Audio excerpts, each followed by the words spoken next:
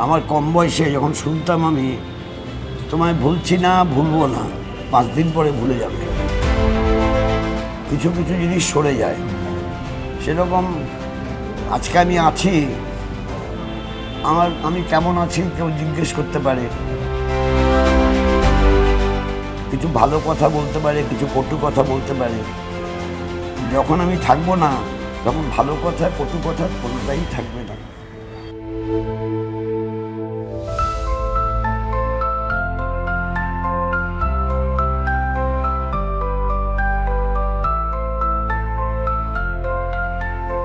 দেখুন, গত 3 দশকে প্রচুর সাক্ষাৎকার নিয়েছি, ভবিষ্যতেও নিশ্চয়ই নেব, কিন্তু আজ কোনো সাক্ষাৎকারই নেব না। আজকে আমার যিনি অতিথি, তার দীর্ঘ কর্মময় ঘটনাবহুল জীবনে বিভিন্ন জায়গায় আলো ফেলার চেষ্টা করব আজ। তার কারণ আজকে আমরা স্মৃতির সরণি বেয়ে হাঁটব না। এই অনুষ্ঠানের কোনো ফরম্যাট নেই, কোনো চলন নেই, কোনো স্ট্রাকচার নেই, কোনো প্রশ্নমালা নেই। যেটা আছে সেটা হচ্ছে স্মৃতির সরণি বেয়ে হাঁটা। আর সেই সফরের সফর সঙ্গী থাকবেন আপনি। আসুন আমার সঙ্গে।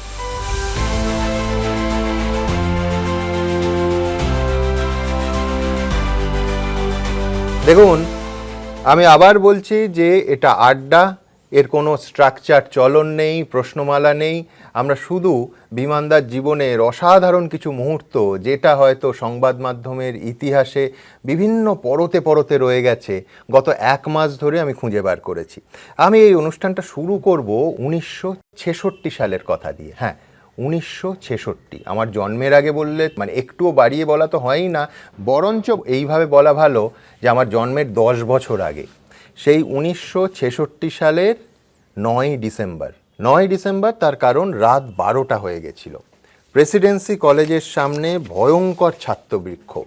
এই হচ্ছে 9 তারিখে পরের দিনের আনন্দবাজার পত্রিকা, এবং খুব অস্পষ্ট একটা ছবি পাওয়া যাচ্ছে যেখানে সিআরপিএফ ছাত্রদের ভয়ঙ্কর মারে। আমি আনন্দবাজার পত্রিকা থেকে কয়েকটা অংশ একটু পড়ে শোনাই। পরের দিন সেখানে লেখা হচ্ছে, বৃহস্পতিবার মাঝরাতের কিছুক্ষণ আগে পুলিশ সদল বলে গিয়ে প্রেসিডেন্সি কলেজের ভিতর থেকে আটক অধ্যক্ষকে মুক্ত করে। তার আগে পুলিশ পিকেটিংকারীদের ছত্রভঙ্গ করার জন্য লাঠিচার্জ ও কাঁদানে গ্যাস প্রয়োগ করেন। কয়েকজন অধ্যাপক সহ অধ্যক্ষকে অবরুদ্ধ করে রাখা হয়। এদিন রাজ্যের শিক্ষা সচিব ইত্যাদি ইত্যাদি। বোল্ডে লেখা হচ্ছে, ঘটনাস্থল থেকে ঠিক রাত 12টায় আমাদের প্রতিনিধি জানান, বিক্ষোভকারী ছাত্ররা কলেজের ভিতরে আর পুলিশ বাইরে। দুপক্ষ যেন দুপক্ষের সম্মুখ সমরের জন্য দাঁড়িয়ে। সারা অঞ্চলে পথের আলো নিভে গেছে, কাঁদানে গ্যাসের ধোঁয়া আর গন্ধে সব জায়গাটা ভরপুর। পুলিশ 29 জনকে গ্রেফতার করেছে। আমি একেবারে যে ভাষায় লেখা ছিল আনন্দবাজার পত্রিকায় 1966 সালের 9ই ডিসেম্বর আমি পড়লাম। ইন্টারেস্টিং, তখন ডিসি সেন্ট্রাল হচ্ছে নিরুপম সোম। সেই নিরুপম সোম যিনি পরবর্তীকালে কলকাতার কমিশনার হন। তারপরের দিনের কাগজে দেখছি 7 রাউন্ড কাঁদানে গ্যাসের সেল ফাটানো হয় এবং 29 জন ছাত্রকে গ্রেফতার করা হয়। প্রেসিডেন্সি কলেজ, খেয়াল রাখতে হবে, এই ঘটনার পর সাময়িকভাবে কিন্তু বন্ধ করে দেয়া হয়। এইবার আসি বিমানদার অংশগ্রহণ। প্রথম সিআরপিএফের লাঠিটা যার পিঠে পড়েছিল বা সেইভাবে বললে ভেঙেছিল, তার নাম বিমান বসু। এবং খুব অস্পষ্টভাবে কোনো রকমে এই ছবিটা আমি কিছুটা উদ্ধার করেছি। এই বিমান বসু এবং তার সঙ্গে যারা ছিলেন তাদের সিআরপিএফ তুলে নিয়ে যাচ্ছে প্রিজন ভ্যানে। বিমান বসুকে সেদিন এমনভাবে মারা হয় তার জামা আর পিঠের চামড়া আটকে যায়। বহুদিন অবধি নিশ্চয়ই সেই ক্ষত ছিল। বিমান বসুর উঠে দাঁড়ানোর ক্ষমতা ছিল না। বিমানদা, এই গোটা কাহিনীটা আমি বর্ণনা করলাম একেবারে আনন্দবাজার পত্রিকা ধরে ধরে। আপনার স্মৃতিতে ঠিক কী আছে? বিষয়টা হচ্ছে, আমরা বলছিলাম যে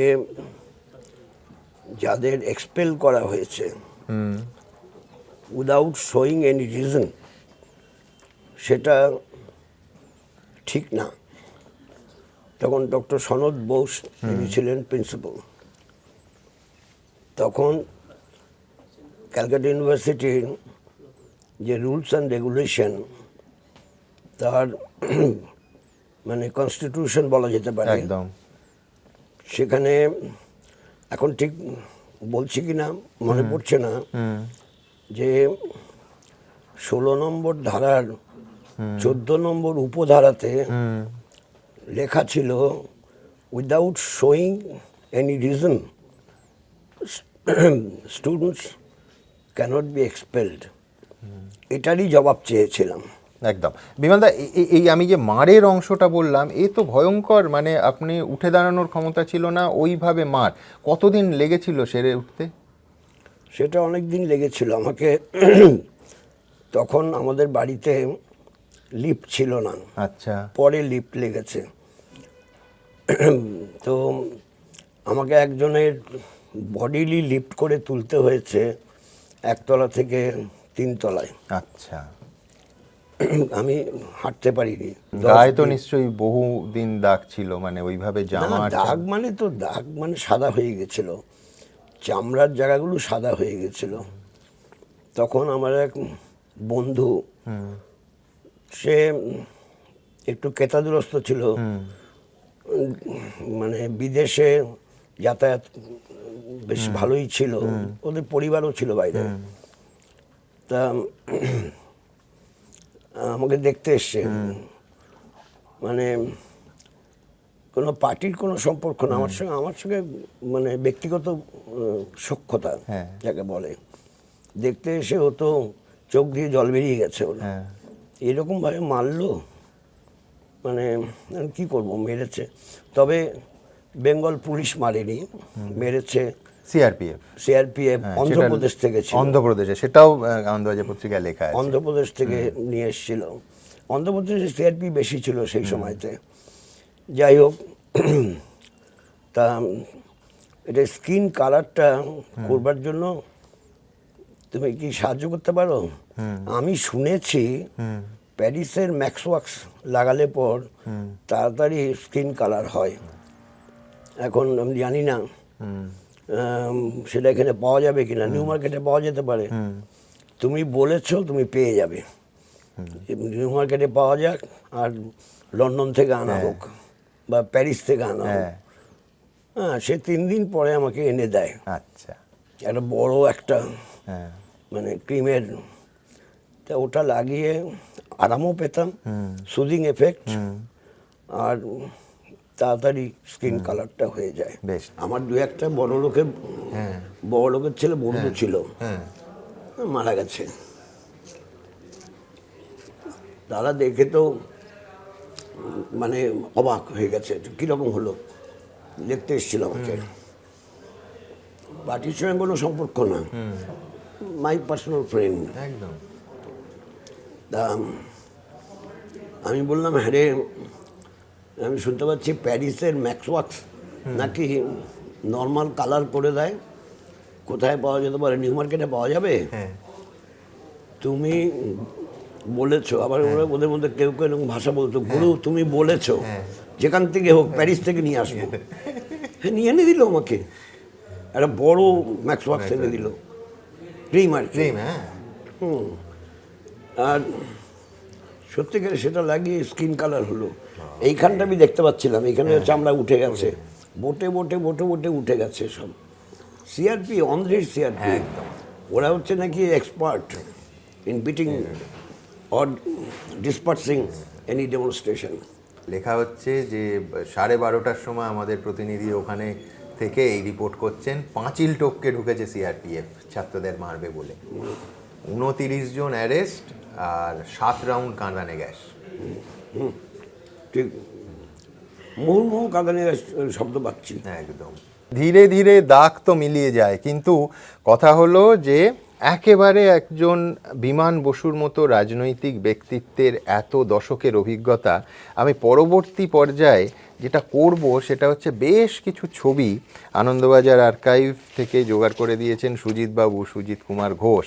আমি বিমানদার সামনে রাখবো, বিমানদার স্মৃতিটা উস্কে দিতে। বিমানদা, জ্যোতি বসু বক্তৃতা দিচ্ছেন এবং বসিরহাটের একটা সভা, এটা হচ্ছে 88 সাল। আপনি ক্যামেরায় ছবি তুলছেন, আপনার কি মানে ছবি তোলার শখ ছিল বা?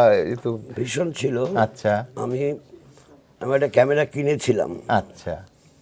ক্যামেরা কিনে আমি ছবি তখন তুলতাম। হ্যাঁ এত খরচা হয়ে যাচ্ছে, হ্যাঁ মানে একবার পার্টির থেকে আমাকে ধান নিতে হয়েছিল, আচ্ছা মানে লোন হ্যাঁ হ্যাঁ লোন নিতে হয়েছিল প্রায় 3,000 টাকা। আচ্ছা 3,000 টাকা লোন তো শোধ করতে আমার অনেক সময় লাগবে।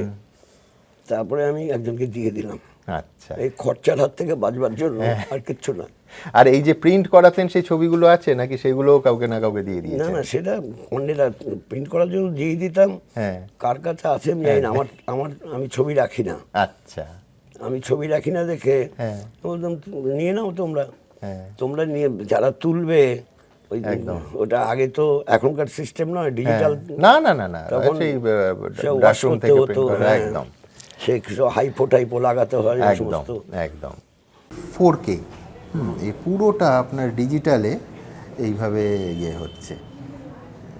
এগুলো যত দিন যাচ্ছে আরো ছোট হচ্ছে, আরো দামিও হচ্ছে, সেটাও কথা। এটা পরের ছবি, বিনয় চৌধুরী, সরোজ মুখোপাধ্যায়, আপনি, জ্যোতিবাবু পদযাত্রা করছেন। এটা হচ্ছে টেলিগ্রাফ পত্রিকা থেকে নেয়া 1985 সালের। আপনি দৃশ্যত সব থেকে বিধ্বস্ত, একেবারে সামনে, ঠিক যেভাবে আজকের এই 2025 বা 26-এর মিটিংয়ের সামনের সারিতে কিছুটা হলেও আপনি হাঁটেন এবং অনেক, আপনার ভাষায় ছেলে চোকরাদের থেকে ভালো হাঁটেন, সেইভাবেই আপনি মিছিলটা লিড করছেন। এটা হচ্ছে 17ই মার্চ 1985। এইটা EMS নাম্বুদিরিপাদ এবং আপনি নীলরতন সরকার মেডিকেল কলেজে, ওখানে সরোজ মুখোপাধ্যায় যখন অসুস্থ হলেন, নাম্বুদিরিপাদ দেখতে এসেছেন, তাকে নিয়ে আপনি সরোজদার কাছে যাচ্ছেন। এটা 1990। তখন দেখছি কাঁচা চুল ছিল, দেখতে পাচ্ছি। হ্যাঁ না, কাঁচা চুল আপনার 90-এর দশক অবধি ছিল। এটা হচ্ছে হিন্দু শিখ ভাই ভাই সমন্বয় এবং সম্প্রীতির জন্য মিছিল, এবং আপনি, জ্যোতিবাবু, কলিমুদ্দিন শামস, শান্তিময় ঘোষ, সমর মুখোপাধ্যায়, বিনয় কৃষ্ণ চৌধুরী। এটা হচ্ছে 1984, তখন তো আপনার সব চুলই কাঁচা। এটা হচ্ছে 87 সাল, আপনি SFI চৌরঙ্গিতে র্যালি, প্রচুর জনসমাগম হয়েছে, আপনি অ্যাড্রেস করছেন, বেশ অ্যাগ্রেসিভ। আচ্ছা, এটা শিয়ালদাতে আপনি একটা জনসভাকে অ্যাড্রেস করছেন 1989। এইটা খুব ইন্টারেস্টিং, এর কোন মামলায় সেটা আমি জোগাড় করতে পারিনি। এটা হচ্ছে 1994 সালে কলকাতা হাইকোর্টে কোনো একটা কেসে আপনি সাক্ষ্যদান করতে যাচ্ছেন। কলকাতা হাইকোর্টের অন্য কেসে আমি আসব। এইটা হচ্ছে গণশক্তি পত্রিকার 30 বছর, কলকাতা ইউনিভার্সিটি সেন্টেনারি হলে অনিলদা, আপনি, বিনয় কৃষ্ণ চৌধুরী, শৈলেন্দা। এটা হচ্ছে গণশক্তির 30 বছর। এইটা হচ্ছে নির্বাচনোত্তর আপনার বামফ্রন্টের বৈঠক, 96 সাল, এই বাড়িরই দোতলার ঘরে অনিলদার সঙ্গে। এটা হচ্ছে 1997। বিমলদা, একটা খুব ইন্টারেস্টিং, সেটা হচ্ছে যে অনিলদার পরে একদম জ্যোতি বসু খুব স্ট্রংলি আপনাকে পার্টির সাধারণ সম্পাদক করার ক্ষেত্রে রেকমেন্ড করেছিলেন। খুব অবধারিতভাবে বিমানদা যেটা হয় সেটা হচ্ছে একটা তুলনা চলে আসে যে অনিলদা এইরকম করতেন, বিমানদা এই করতেন।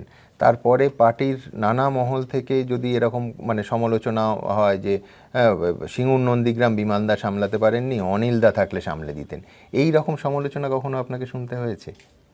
না, আমি শুনিনি কখনো। আচ্ছা, এটা কোনো ব্যক্তির ব্যাপার থাকে না। হ্যাঁ, সিদ্ধান্ত যা হয় সেই সিদ্ধান্ত অনুযায়ী কাজ করতে হয়। কাজেই ব্যক্তির ভূমিকা থাকে,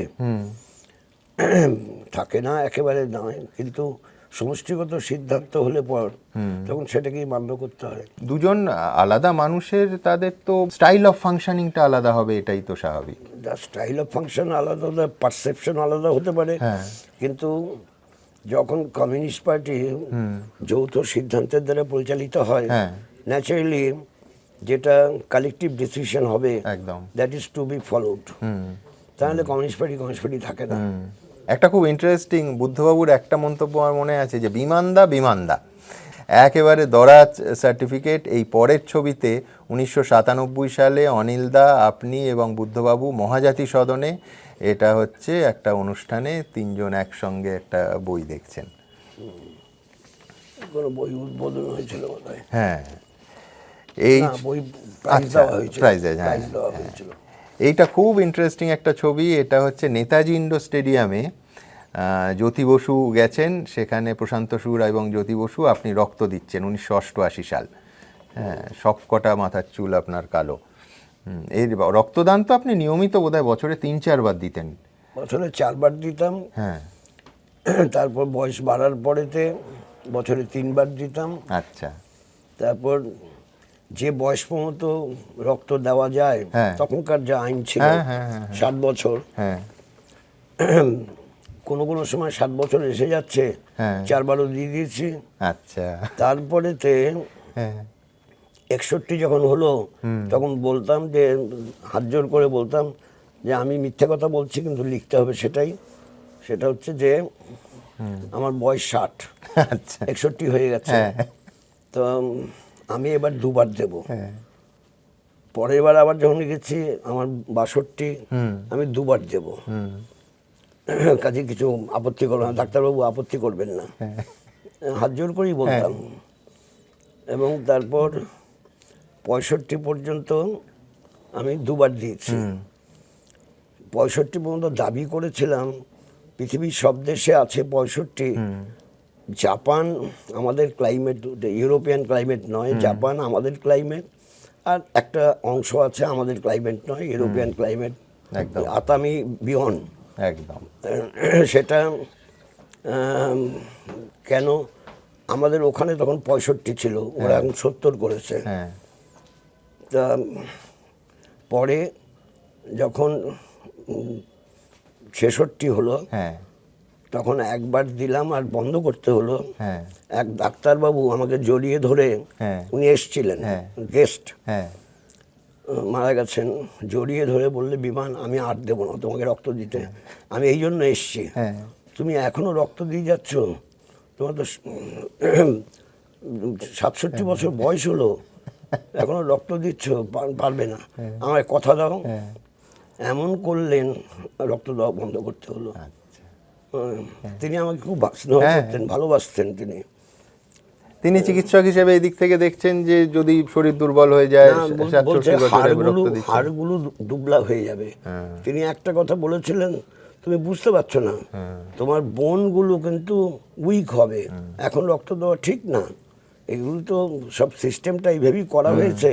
আমি বললাম, যেখানে 70 বছর পর্যন্ত দেয়, সেখানে কী অসুবিধা হচ্ছে, তারা তো বেঁচে আছে। এনিওয়ে, এখন এই ব্যাপারেতে যুক্তি সবসময় খাটে না, ভালোবাসেন, স্নেহ বড় বিষম বস্তু। তারপর বন্ধ করলাম। হ্যাঁ, ওই বন্ধ করার ক্ষেত্রে আমার পরের ছবি দুটোই 1980 সালের ছবি, একটা রঙিন, একটা সাদা কালো। সাদা কালো ছবিটাতে বিমানদা আপনি সিগারেট খাচ্ছেন। সিগারেট কবে ছাড়লেন, নাকি এখনো মাঝে মাঝে খান? হ্যাঁ, এখনো মাঝে সাঝে খাই। আচ্ছা, এটা কিন্তু ডাক্তারবাবু শুনবেন। এটা এটা এটা কোথাকার ছবি? এটা হচ্ছে একদম আলিমুদ্দিন স্ট্রিটের এইখানে, এই নিচের ঘরে। এটা কি করে তুললো? আমি তো তুলতে দেই না, আমি তুলতে দেই না, আমি যখন আচ্ছা, স্মোক করি। না, এটা বোঝাই যাচ্ছে যে ফটোগ্রাফারের অস্তিত্ব সম্পর্কে আপনি একেবারে জানেন না, আপনার কোনো ধারণা নেই। না, আপনি আমি তো নিজের একটু- মনে কোনো মিটিং এর অনেক মধ্যে এখানে দূরে, সিগারেট অনেক খাচ্ছেন। দূরে যে হ্যাঁ, খাচ্ছে এটা, একদম। এটা দেখতে পাচ্ছি, অনেক দূরে যে। মানে এখনো আপনি ধূমপান করেন? করি না বললে মিথ্যে কথা বলা হবে। আচ্ছা, তাও নিশ্চয়ই কমিয়েছেন। বিমানদা, আর 5 মাস পর আপনি সগৌরবে মাথা উঁচু করে 87 বছরে পা রাখবেন। সবাই জানতে চাইছেন যে বিমান বসুর ফিটনেসের রহস্যটা কি। এখনও মিটিং মিছিলে প্রথমের সারিতে অন্তত কিছুটা, এবং আবার বলছি, ছেলে ছোকরাদের গতিতে হাঁটেন। এর রহস্যটা কি? রাজ কে আহে? A pure and simple. কীরকম? আমি, আমার মতো সবাই যারা এখানে আছে, কোনো না কোনো মায়ের পেটে জন্মেছে। একদম। মানবীর পেটে জন্মালে তার যে কোনো সময় যা কিছু পাবে খাওয়ার কথা না, সেটা খাওয়ার কথা যারা হাঁসের পেটে জন্মায়। যখন যা পাবে তাই খেয়ে নেবে, আমাকে দিলেও খাবো না। যদি আপনি খেলে এই টাকা দেব বলে, এত টাকা দেব পার্টিকে, আপনি এটা খান, আমি তবুও খাবো না। বলে, তোমার টাকা তোমার কাছে রাখো, আমি খাবো না, না খেলে যদি দাও দিতে পারো, মানে লাইক দ্যাট। কাজেই এই যে যখন যা পাবে তা খাবে, আর যে কোনো জিনিস খাবে, এটাতে শরীরের মেদ বৃদ্ধি হয়। আর তা হলে পর যা হয়, কারণ আমি আজকে যা ওজন নেব, কালকে ওজন নেব, বা পরশু দিন যা ওজন নিয়েছিলাম একই ওজন হবে, ওজনের ফারাক হচ্ছে না। তার মানে হচ্ছে আমি খাদ্যাভ্যাসটা এমন করেছি যাতে আমার মেদ বৃদ্ধি না হয়। এইটা করতে পারলেই সে। তো সেই খাদ্যাভ্যাসে কি কি মানে খাবার ঠাঁই পেয়েছে? কারা সেই সৌভাগ্যবান খাবার? আমি যেরকম তেতো মেতো খাই, যেরকম আমার খাবার শুরু হয় উচ্ছে দিয়ে। আচ্ছা, প্রতিদিন? প্রতিদিন। বেশ। তারপরে আমি শাক পাতা খাই।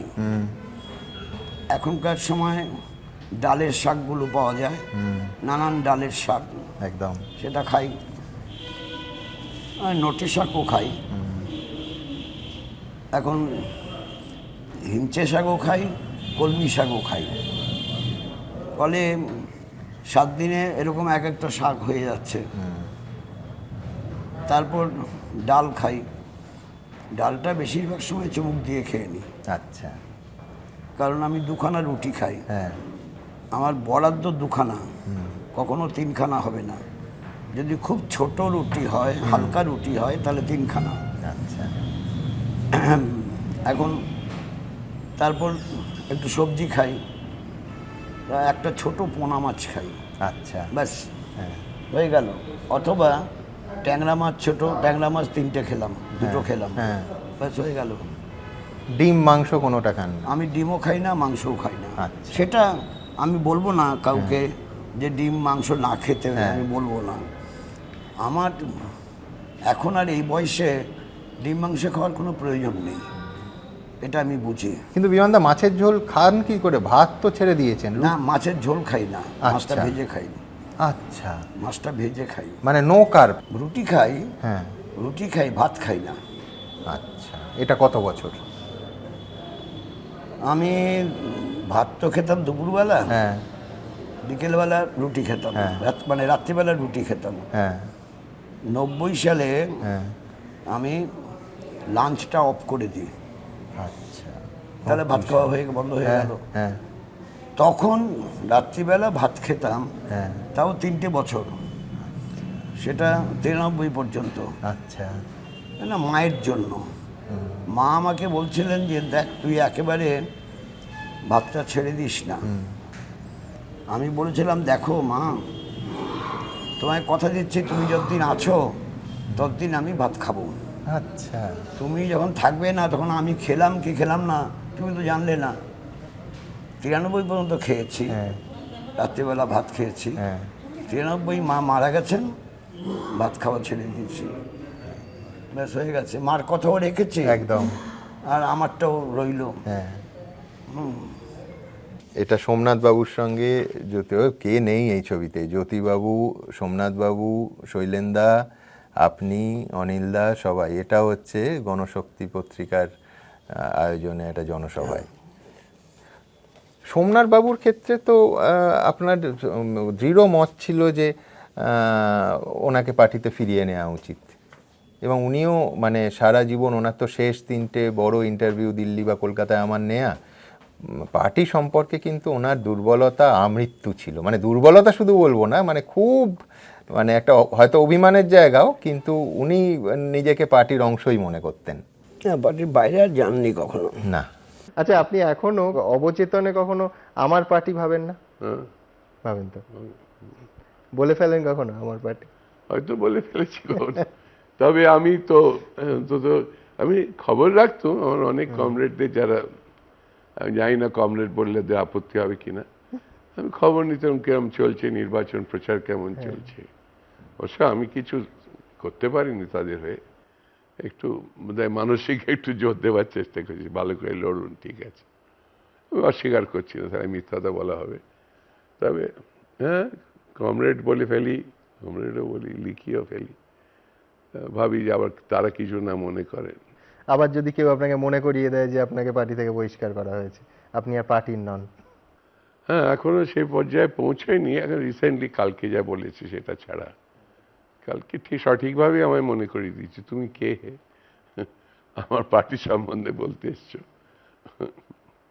এটা মানিক সরকারের সঙ্গে, মানিকদার সঙ্গে আপনার কোথায় এটা?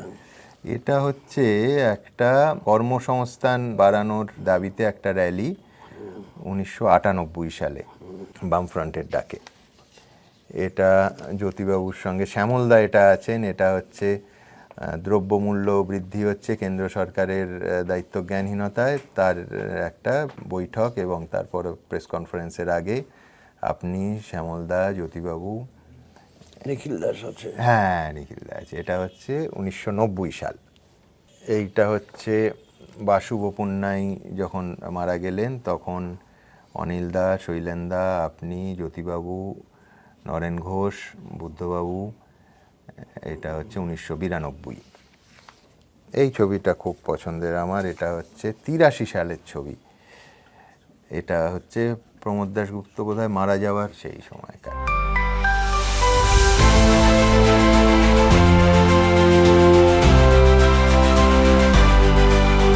কারু কারু হাতে নাকি গাছ খুব ভালো হয়, সেই রকম বিমান বসু। একটা সময় এই আলিমুদ্দিন স্ট্রিটের বাড়ির এই ছাদে আরও বেশি গাছ ছিল। এখন ছাদ সংস্কার হচ্ছে বলে গাছের সংখ্যা কম, কিন্তু এই জল দেওয়ার কাজটা চিরকালই বিমান বসু। এবং আবার বলছি, কারু কারুর হাতে গাছ ভালো হয়। আমি এটা থেকে রাজনীতির কথায় আসবো, কিন্তু তার আগে বিমানদা আমি জানতে চাইবো সেটা হচ্ছে যে আপনার তো ছোটোবেলা থেকে, একেবারে শৈশব থেকে প্রায় গাছের শখ। আপনি একবার একটা গল্প বলেছিলেন যে আপনি ডালিয়া করবেন বলে টব কিনে বাড়ি গেছেন, আর মা কি করেছেন যে সেখানে লঙ্কা গাছ করে দিয়েছিলেন। সেই লঙ্কা গাছ আপনি খুব দুষ্টুমি করে সেটাকে কিভাবে ধ্বংস করে আবার ডালিয়ায় ফেরত আনা যায় তার একটা প্ল্যান করেছিলেন। একটু বলবেন গল্পটা? যেটা হচ্ছে ডালিয়া গাছ লাগানো ছিল। হ্যাঁ, ডালিয়া লাগানো ছিল। এখন ডালিয়া শীতের গাছ, তার হ্যাঁ। আগে মা ওখানেতে লঙ্কা গাছ লাগিয়ে দিয়েছেন। হ্যাঁ, লঙ্কা গাছ তাড়াতাড়ি বড় হয়েছে। একদম। তারপর ডালিয়া যখন উঠছে, হ্যাঁ, তখন লঙ্কা হয়ে গেছে। আমি তখন একটু চিড়ে হ্যাঁ, একটু তুতে ঢুকিয়ে দিয়েছিলাম। মাকে বলিনি কিছু। হ্যাঁ, গাছটা মা ভেবেছে নর্মালি স্বাভাবিক মৃত্যু হয়েছে। আচ্ছা। পরে বৃদ্ধ বয়সে পরে বলেছে, কনফেস করেছিলেন? বৃদ্ধ বয়সে বলেছে। এবং তারপর ডালিয়া হয়েছে। হ্যাঁ, ডালিয়ার সঙ্গে লঙ্কা গাছের কোনো সম্পর্ক নেই। মা না থাকলে আমি তো পার্টি করতে পারতাম না। সেই জন্য মার কথা আমি রাখতাম, মাও আমার কথা রাখতেন।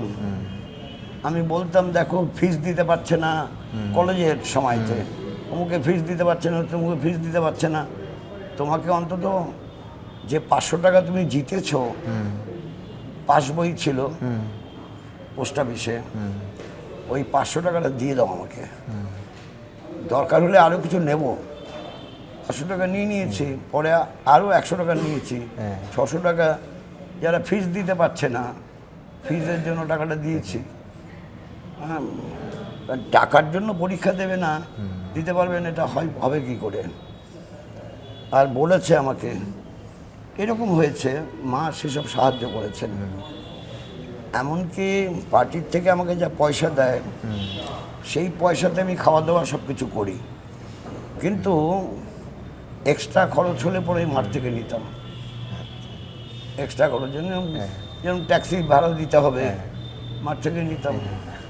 মাকে দেখতে যেতাম ট্যাক্সি করে, আর সেই ট্যাক্সি ফেয়ারটাও মাঠ থেকে নিয়ে পে করতাম। আর এই পার্টির ছাদে বা বারান্দায় এই গাছ তো এও তো বোধহয় 3-4 দশক ধরে আপনি করছেন। হ্যাঁ, এটা আগে তো করেছিলাম। হ্যাঁ। ছাদের স্টাইলটাও চেঞ্জ হয়েছে। হ্যাঁ, এখানে আগে ছোট জায়গাগুলো ছিল না, হ্যাঁ, অ্যাসবেস্টার করে এখানে ধরে ছোট জায়গাগুলো করা হয়েছে খাওয়া দাওয়ার জন্য। হ্যাঁ। মিটিং ফিটিং হলে পর খাওয়ার বাইরে থেকে আসে। হ্যাঁ, আর এখানে তখন একটা হ্যাঁ, আঙুর গাছ ছিল। আচ্ছা, আঙুর, হ্যাঁ, আঙুর অনেক হয়েছে, হ্যাঁ, আঙুর টক ছিল। হ্যাঁ, পরে কোয়ালিটি চেঞ্জ করার জন্য আয়রন ডাস্ট, হ্যাঁ, লাইম ডাস্ট হ্যাঁ, এবং এবং মানে এগুলো দিয়েছি, দিয়ে একটু চেঞ্জ করেছিলাম, কিন্তু গাছটা যে কোনো কারণে হোক কোনোভাবে গাছটা মারা গেল। কিন্তু আরেকটা গাছ বিমানদা, এ তো বহু বছর ধরে দেখছি এই, এটা বট গাছ না অশ্বত্থ গাছ? হ্যাঁ, মানে এইটা ঝুড়ি নেবেছে বনসাই, বনসাই। বট গাছে, হ্যাঁ, এটা তো অশ্বত্থ না, বট গাছের বনসাই। বট গাছের বনসাইটা হ্যাঁ, ছোট ছিল, বট গাছটা হ্যাঁ, বনসাই হবে, বনসাই করার জন্যই করা হয়েছিল। আচ্ছা, তারপর সত্যিকার জেনুইন বনসাই হয়ে গেছে। হ্যাঁ, এগুলো সব নামানো ছিল, সব আচ্ছা। নিচে ছিল সব। হ্যাঁ, এখানে কাজ করতে হয়েছে তো, হ্যাঁ। এই যে সব এই একদম। তুলে তুলে হ্যাঁ। নতুন করে কাজ করতে হয়েছে, সে মেশিন দিয়ে খুঁড়ে খুঁড়ে তুলতে হয়েছে, আচ্ছা, তাহলে ছাদটা নষ্ট হয়ে নষ্ট গেছে। হয়ে গেছে। ইঞ্জিনিয়ার দেখে বললো যে না, এটা কাজ করতে হবে। হ্যাঁ, বিমানদা খুব ইন্টারেস্টিং, দ্য টেলিগ্রাফ পত্রিকায় আপনি একবার 85 সালে সাক্ষাৎকারে বলছিলেন যে বাবা মার সঙ্গে ঠাকুর দেখতে বেরিয়ে পুজো প্যান্ডেলে হারিয়ে গেছিলেন, মনে আছে আপনার? মনে হচ্ছে এটা তখন কিরকম বয়স আপনার? একবারে ছোট। আচ্ছা, আমি মানে গিরিশ পার্কের পুজোটা দেখেছি। হ্যাঁ, গিরিশ পার্ক দেখে তারপর বেরোচ্ছি, বেরিয়ে আমরা একটা টিম ছিলাম, আচ্ছা, সব বালিগঞ্জের ছেলে। হ্যাঁ, হ্যাঁ, তো আমরা সব বিচ্ছিন্ন হয়ে গেলাম, হ্যাঁ, কেউ কারোর সঙ্গে, এক জায়গায় নাকি দুজন ছিল, হ্যাঁ, এত ভিড় ছিল, একটা হঠাৎ করে রাশ হলো, হ্যাঁ, তখন ছত্রভঙ্গ হয়ে গেলাম। এবার আমি মানে ঘুরতে ঘুরতে দেখি জামাপুকুর লেন লেখা, হ্যাঁ। মানে হাঁটতে হাঁটতে কোথায় চলে গেছি, এই শুকতারার অফিস। এই জামাপুকুর লেন, তখন মাথার মধ্যে শুকতারার অফিস আসলো। শুকতারার অফিস দেখলাম, ও শুকতারার অফিস ডান দিকটাতে, এইভাবে আসছি। হ্যাঁ, তখন একজনকে জিজ্ঞেস করলাম, দাদা আমাকে একটু সাহায্য করবেন, আমি বালিগঞ্জ যাব, হ্যাঁ, কিন্তু আমি ট্রাম লাইনটা পাচ্ছি না। হ্যাঁ, তখন উনি বললেন, শোনো, সোজা যাও, হ্যাঁ, সোজা যে বাঁদিক যাবে, হ্যাঁ, দেখবে ট্রাম লাইন। ছেলে মানুষ তো, হ্যাঁ। ট্রাম লাইনটা হচ্ছে ডিমার্কেটিং লাইন। একদম। তো ট্রাম লাইন পেলাম, তারপর দোতলা বাস পেলাম, উঠে চলে গেলাম। পকেটে ভাড়া দেওয়ার মতো পয়সা ছিল? হ্যাঁ, পয়সা ছিল, পয়সা ছিল, আচ্ছা, চলে গেলাম।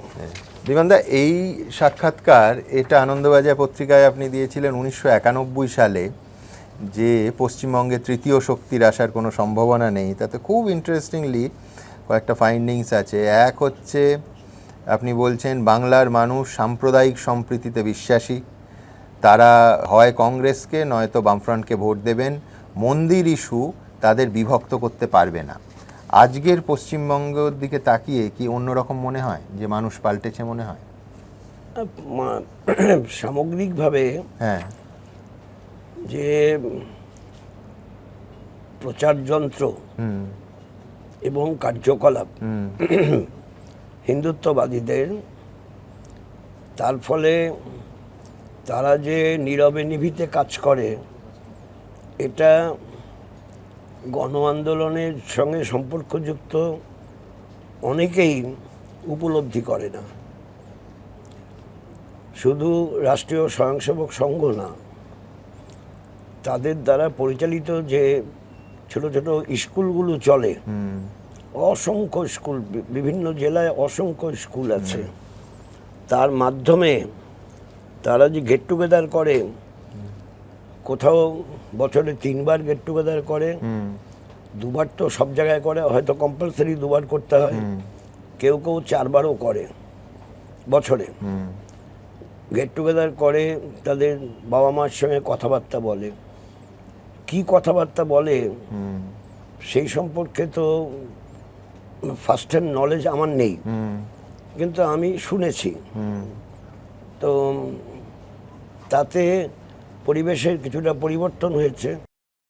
অন্যদিকে এটা আমি কোন সালে এটা বলেছিলাম, হচ্ছে 1991। 91 সালে যেভাবে হ্যাঁ, মানে বামপন্থার বিরুদ্ধে কৌশলী কর্মসূচি নিয়ে পথ চলেছে ভিন্ন মতাদর্শের রাজনৈতিক ব্যক্তিরা, এবং বিশেষ করে রাষ্ট্রীয় স্বয়ংসেবক সংঘ এবং হিন্দুত্ববাদী নানান সংগঠন, সে অ্যাজ ফর এক্সাম্পল কতগুলো সংগঠন একসঙ্গে কাজ করছে, যেরকম মানে বজরং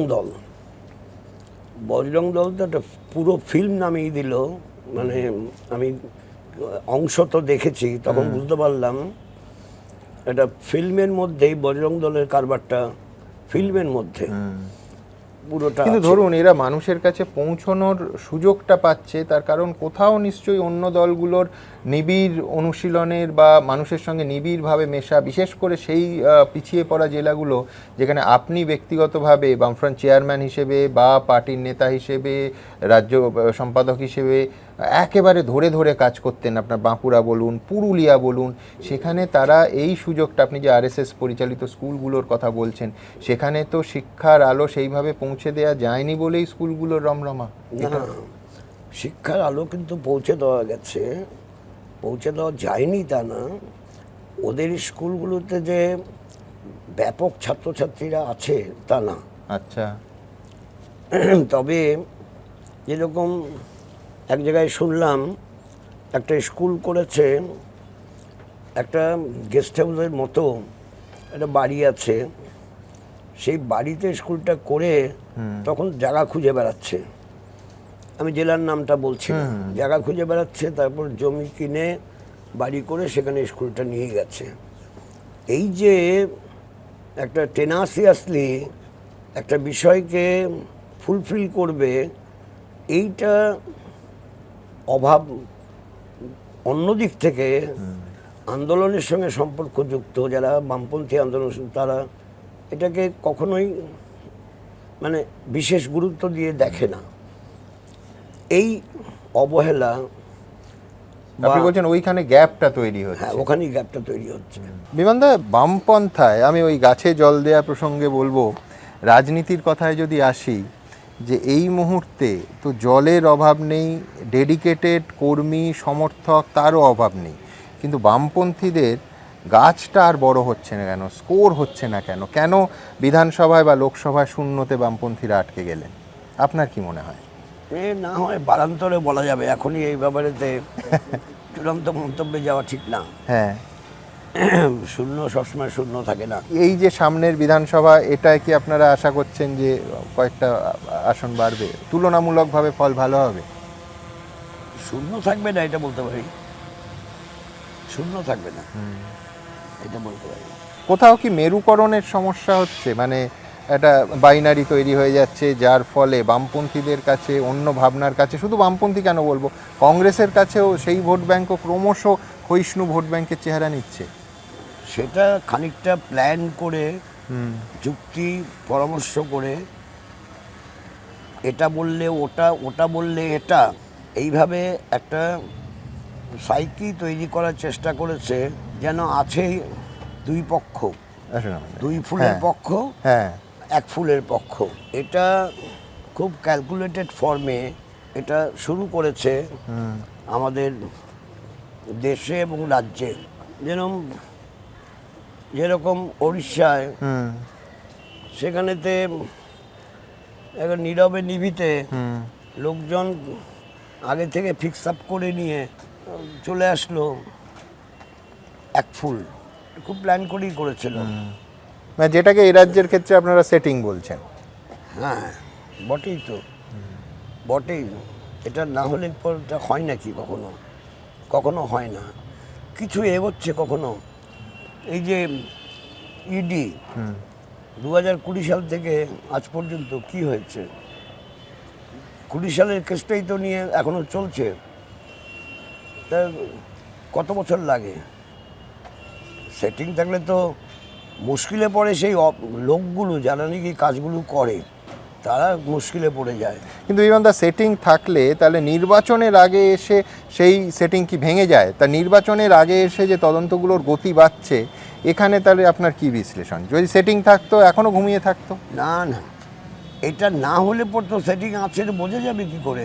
আবার নির্বাচনের সময় তো উভয়ের বিরুদ্ধে মক ফাইট বলছেন, মক ফাইট। এটা প্রি প্ল্যান, একদম প্রি প্ল্যান, এ ব্যাপারে কোনো সন্দেহ নেই। আরএসএসের পক্ষ থেকে বিজেপি কিভাবে কাজ করতে হবে সেভাবে মন্তব্য করছে, আরএসএসের পক্ষ থেকে তৃণমূল কিভাবে কাজ করতে হবে তো বলছে না। কেন বলছে না? ধরা পড়ে যাবে।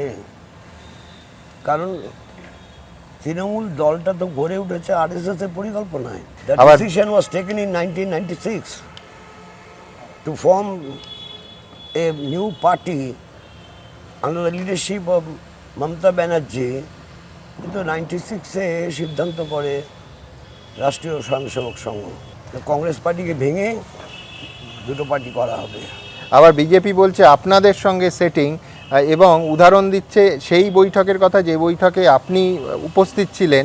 নবান্নে আপনারা একটা বৈঠকে গেছিলেন, সেখানে নাকি মমতা বন্দ্যোপাধ্যায় আপনাদের ফিশ ফ্রাই খাইয়েছিল। এই কি সত্যি আপনি ফিশ ফ্রাই খেয়েছিলেন? না না, ভদ্রতা করার জন্য তো চা দিলে পর, চা যারা প্রেমী তারা তো চা খাবেই। আগের বার চা খেলেও, একবার চা খেয়ে ঢুকলেও সে আরেকবার চা খাবে। কাজেই ভদ্রতার ব্যাপার তো ওটা। না, ফিশ ফ্রাই খেয়েছিলেন আপনারা? ফিশ ফ্রাইয়ের সঙ্গে বোঝাপড়ার কি সম্পর্ক? আমরা ডেলিগেশন গিয়েছিলাম দাবি জানাতে, দাবি জানিয়ে এসছি। এবং চা খাওয়ার রাজনৈতিক সৌজন্য। হ্যাঁ, সৌজন্য। এই সাক্ষাৎকারে এটা খুব গুরুত্বপূর্ণ কথা আপনি বলেছেন যে দলের ভাবমূর্তি অক্ষুণ্ণ রাখার চেষ্টা করা হচ্ছে, দলের কারুর দুর্নীতি বরদাস্ত করা হবে না, তিনি পার্টির যত বড় মাপের নেতাই হন না কেন। এর আগেও দল থেকে বহু লোককে ইতিমধ্যেই বের করে দেওয়া হয়েছে, আমাদের সাফাই অভিযান চলবে। আমি বলছি কোথাও কি মানে দুর্নীতি সেই সময়ও ইস্যু ছিল না? তো এই তো মানে পার্টিতে একেবারে স্পষ্ট আপনি একটা বার্তা দিলেন যে দুর্নীতি করলে যে মাপের নেতাই হন না কেন বের করে দেওয়া হবে। তার মানে এটা তো সেই মুহূর্তে আপনার সাক্ষাৎকারে এসছে, মানে একটা ইস্যু ছিল। ইস্যু ছিল মানে তখন আমাদের পার্টিতে পার্টি করছে লোকাল কমিটি মেম্বার, এমনকি লোকাল কমিটির সেক্রেটারি হয়ে গেছিল এরকম একজন ব্যবসা বাণিজ্য করছে। ব্যবসা বাণিজ্য করতে পারে কিন্তু ডেভেলপিংয়ে কাজ করছে, প্রমোটিং করছে। তখন আমরা আলোচনা করে সিদ্ধান্ত করলাম কোনো পার্টির কোনো স্তরের কর্মকর্তা এবং কর্মকর্তা সংস্থার সদস্য কেউ প্রমোটিং ব্যবসা করতে পারবে না। সেটা করার পর কিন্তু আবার ওটাকে বিচ্ছিন্ন করা গেছে।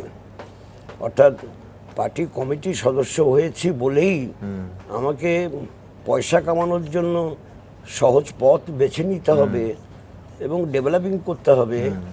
কেউ ডেভেলপিং করো, আপত্তি কেউ করবে না, আমরা বাধা দেবো না, যাও ডেভেলপিং করো, বাট ডোন্ট ডু পার্টি। আমি একটা ব্যক্তিগত প্রশ্নে আসি, আপনার ব্যাংক ব্যালেন্স কত?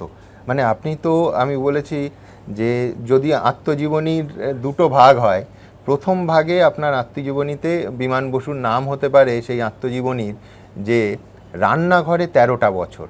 তার কারণ কার্যত পার্টির একটা রান্নাঘরে উনি, সালটা ভুল হলে বিমানদা আমায় ধরিয়ে দেবেন, 1971 থেকে 84 অবধি ছিলেন। আর তারপরে প্রমোদ দাশগুপ্তর যে মেস, সেখানে উনি ওই 1984 সাল থেকে 2000 সাল অবধি ছিলেন। তারপরে এই যে বাড়িতে আমরা বসে আছি, এই আলিমুদ্দিন স্ট্রিটের ছাদের ঘর। মানে যদি বাকি জীবনের আত্মজীবনী সুনীলদার মতো অর্ধেক জীবন ধরনের কিছু বিমান বসু লেখেন, তার নাম হতে পারে অর্ধেক জীবন ছাদের ঘরে, তাই তো? তো আপনার ব্যাংক ব্যালেন্স কত? মানে ছাদের ঘরে থাকি না, আমি তিনতলার একটা ঘর। হ্যাঁ, কার্যত তাই আর কি। আমি বলছি যে আজকে যখন দেখেন যে নেতাদের বান্ধবীর বাড়ি থেকে 50 কোটি টাকা বেরোচ্ছে নগদ, 11 কিলো সোনা বেরোচ্ছে, তখন নিজের ব্যাংক ব্যালেন্সটা পাশে রাখতে কিরকম অনুভূতি হয়? আমার তো in the true sense of the term bank balance, in real terms, আমার কোনো ব্যাংক অ্যাকাউন্ট নেই। বলেন কি? আমার কোনো ব্যাংক অ্যাকাউন্ট নেই। আমার নিজের দাদা হ্যাঁ কোনো এক বছর হ্যাঁ ও খুব স্বপ্ন দেখতো, হ্যাঁ। আমি জানি সেটা। ও হয়তো স্বপ্ন দেখেছে আমাকে কিছু টাকা দেওয়া দরকার। হি ওয়াজ ওয়েল অফ, হ্যাঁ, ব্যবসায়ী ছিলেন। ব্যবসায়ী। হ্যাঁ তা ও বাইরে থাকতো। তোর ব্যাংক অ্যাকাউন্টটা দে, হ্যাঁ। আমি কিছু টাকা পাঠাবো। হ্যাঁ। বললাম যে হঠাৎ টাকা পাঠানোর কথা ভাবছিস কেন? বলে না, আমি বন্ড স্থির করেছি। তা আমরা পার্টিকে টাকা দেয় না, পার্টিকে টাকা দেবে না। পার্টিকে টাকা দে, পার্টির অ্যাকাউন্টে আমি দিচ্ছি, পার্টিকে টাকা দিয়ে দে, পার্টিকে দেবে না। এখন আমি আমার ব্যাংক অ্যাকাউন্ট নেই, থাকলেও তোর টাকা আমি নিতাম না। এই আমি দেখলাম যে আমি তো একা মানুষ, হ্যাঁ। চলে গেলেই হবে, বইপত্র নিয়ে হ্যাঁ। বইপত্র সব দিয়ে দিয়েছি। হ্যাঁ 350 বই দেওয়া হয়েছে না 500 বই দেওয়া হয়েছে? না না, বোধহয় 700 বই বোধহয় দেওয়া হয়েছে। আচ্ছা। আরো বই আছে। আমি বলেছি আমার বই সব পার্টি লাইব্রেরিতে যাবে। দেখুন, এই মুহূর্তে আমরা যেখানে, সেখানে বিমান বসু কোনো দিন কোনো স্টিল ক্যামেরাও অ্যালাউ করেননি, মোবাইল ক্যামেরাও নয়। তার কারণ এইটা হচ্ছে 2000 সাল থেকে একটানা বিমান বসুর আস্তানা। এখানেই তিনি সারাদিন থাকেন, কাজকর্ম করেন, অফিস থেকে আবার এই বাড়ির এই ঘরে অত্যন্ত সাধারণভাবে। আমি বলছি যে অনেকেই যে বলেন না রাজনৈতিক সন্ন্যাসী, বিমান বসুর ক্ষেত্রে সুপ্রযুক্ত শুধু নয়, কিছুতেই উনি ঘরে ঢুকতে দেবেন না, তার কারণ ঘর অগোছালো আছে। কিন্তু এই অগোছালোর মধ্যে একটা মানুষ 2000 সাল থেকে 2026 সাল অবধি আছেন। এর আগের জার্নিটা আপনাদের বলেছিলাম, সেই 1971 সাল থেকে 84 সাল অবধি ওই একটা রান্নাঘরে, এবং তারপর প্রমোদ দাশগুপ্তর প্রয়াণের পর তার মেসে চলে গেলেন বিমান বসু 84 থেকে 2000 সাল। আর 2000 সাল থেকে একটানা এই ছোট্ট জায়গাটা, এই কাগজপত্র ছড়িয়ে ছিটিয়ে আছে, এটাই বিমান বসুর 24/7 তার আস্তানা। আপনাকে অনেকে দলের মধ্যে, এমনকি দলের বাইরেও রাজনৈতিক সন্ন্যাসী বলে, জীবনযাত্রা দেখে হয়তো বলেন। কিন্তু আমি বলছি যে ধরুন, বামফ্রন্ট চেয়ারম্যান বা পার্টির সর্বোচ্চ স্তরে থাকার জন্য আজকাল লোকে বলে যে চাণক্য হওয়ার দরকার হয়, অর্থাৎ সাম দান দণ্ড ভেদ এই সবের, মানে আমি বলছি কোথাও একটু চতুর হওয়ার দরকার হয়, ট্যাক্টফুল হওয়ার দরকার হয়।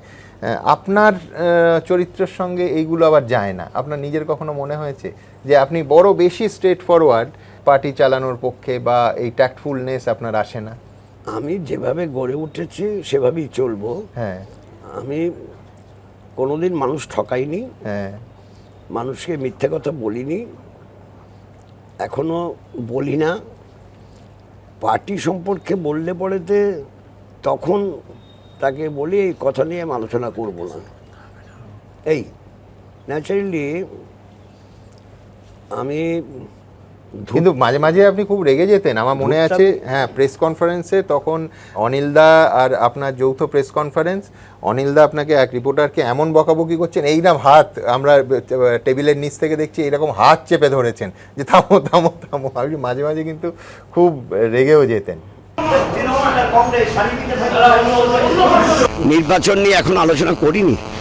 নির্বাচন নিয়ে আলোচনা যখন করব তখন বলবো।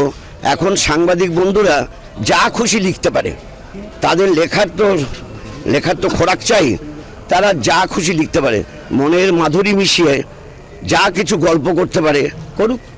আপনি যা খুশি লিখুন, আপনার কথাবার্তার ঢংটা হচ্ছে আলপিন নিয়ে ঘোরা না। সেটা তো রেগে যেতাম। সেটা তখন আমি মেডিকেশনে ছিলাম না।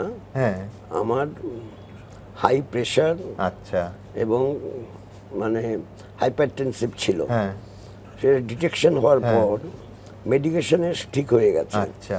কিন্তু যতদিন পর্যন্ত ডিটেকশন হয়নি তখন ওই রকম হয়তো কিছু, কিন্তু কোনো কিছু কাউকে গালমন্দ করে। ওই অমিতাভ লালা বাংলা ছেড়ে পালা, ওটা কি আপনার মেডিটেশন শুরু হওয়ার আগের পর্ব? না না, ওটা কি রাগের মাথায় বলেছিলেন না ভেবে চিন্তে? রাগের মাথায় নয়। আচ্ছা। ওটা হচ্ছে আমি একটা মিছিলে আছি। হ্যাঁ, একদম। এই মিছিলে চলার সময় এখন আমি কথা বলা বন্ধ করে দিয়েছি, হ্যাঁ। বলে পরে বলবো হ্যাঁ। যখন যাব মিছিল শেষ হবে। একদম। মিছিলে আছি, মিছিল থেকে এসে ধরছে হ্যাঁ। ডগাগুলো, যতটুকু কথা যতটুকু বলতেন ডগাগুলো ধরছে। তখন আমি বলছি যে কালকে যুব ফেডারেশনের মিছিল আছে, হ্যাঁ। সেই মিছিল থেকে যদি তারা স্লোগান দেয় যে অমিতাভ লালা বাংলা ছেড়ে পালা, হ্যাঁ। যুব ফেডারেশনের মিছিল আছে সেখানে তারা যদি দেয়, আমি দেইনি কিন্তু, এটাই তো আমার মামলারও বিষয় ছিল, সুপ্রিম কোর্টে এটাই তোলা হয়েছিল। আমি বলেছি যদি যুব ফেডারেশনের দেয়, আমার কেস তো সোমনাথ দা লড়েছিলেন, হ্যাঁ। তো এটা এস্টাবলিশড হয়েছিল। আমি বলিনি, আমি বলছি কালকে যদি যুব ফেডারেশনের মিছিল থেকে স্লোগান দেয়, কারণ এখন বিমানদা মনে হয় যে ওইভাবে না বললেই হতো, এত বিতর্ক, না, এত ঘটনাটা হ্যাঁ। আমার কাছে খুব দুর্ভাগ্যজনক মনে হয়েছিল। আচ্ছা, কেন? হ্যাঁ। তার আগের দিন আদিবাসীরা মিছিল করেছে, আদিবাসীদের কতগুলো ট্র্যাডিশনাল আর্মস আছে, তারা সব নিয়ে ঘুরতে পারে, আইনেই আছে।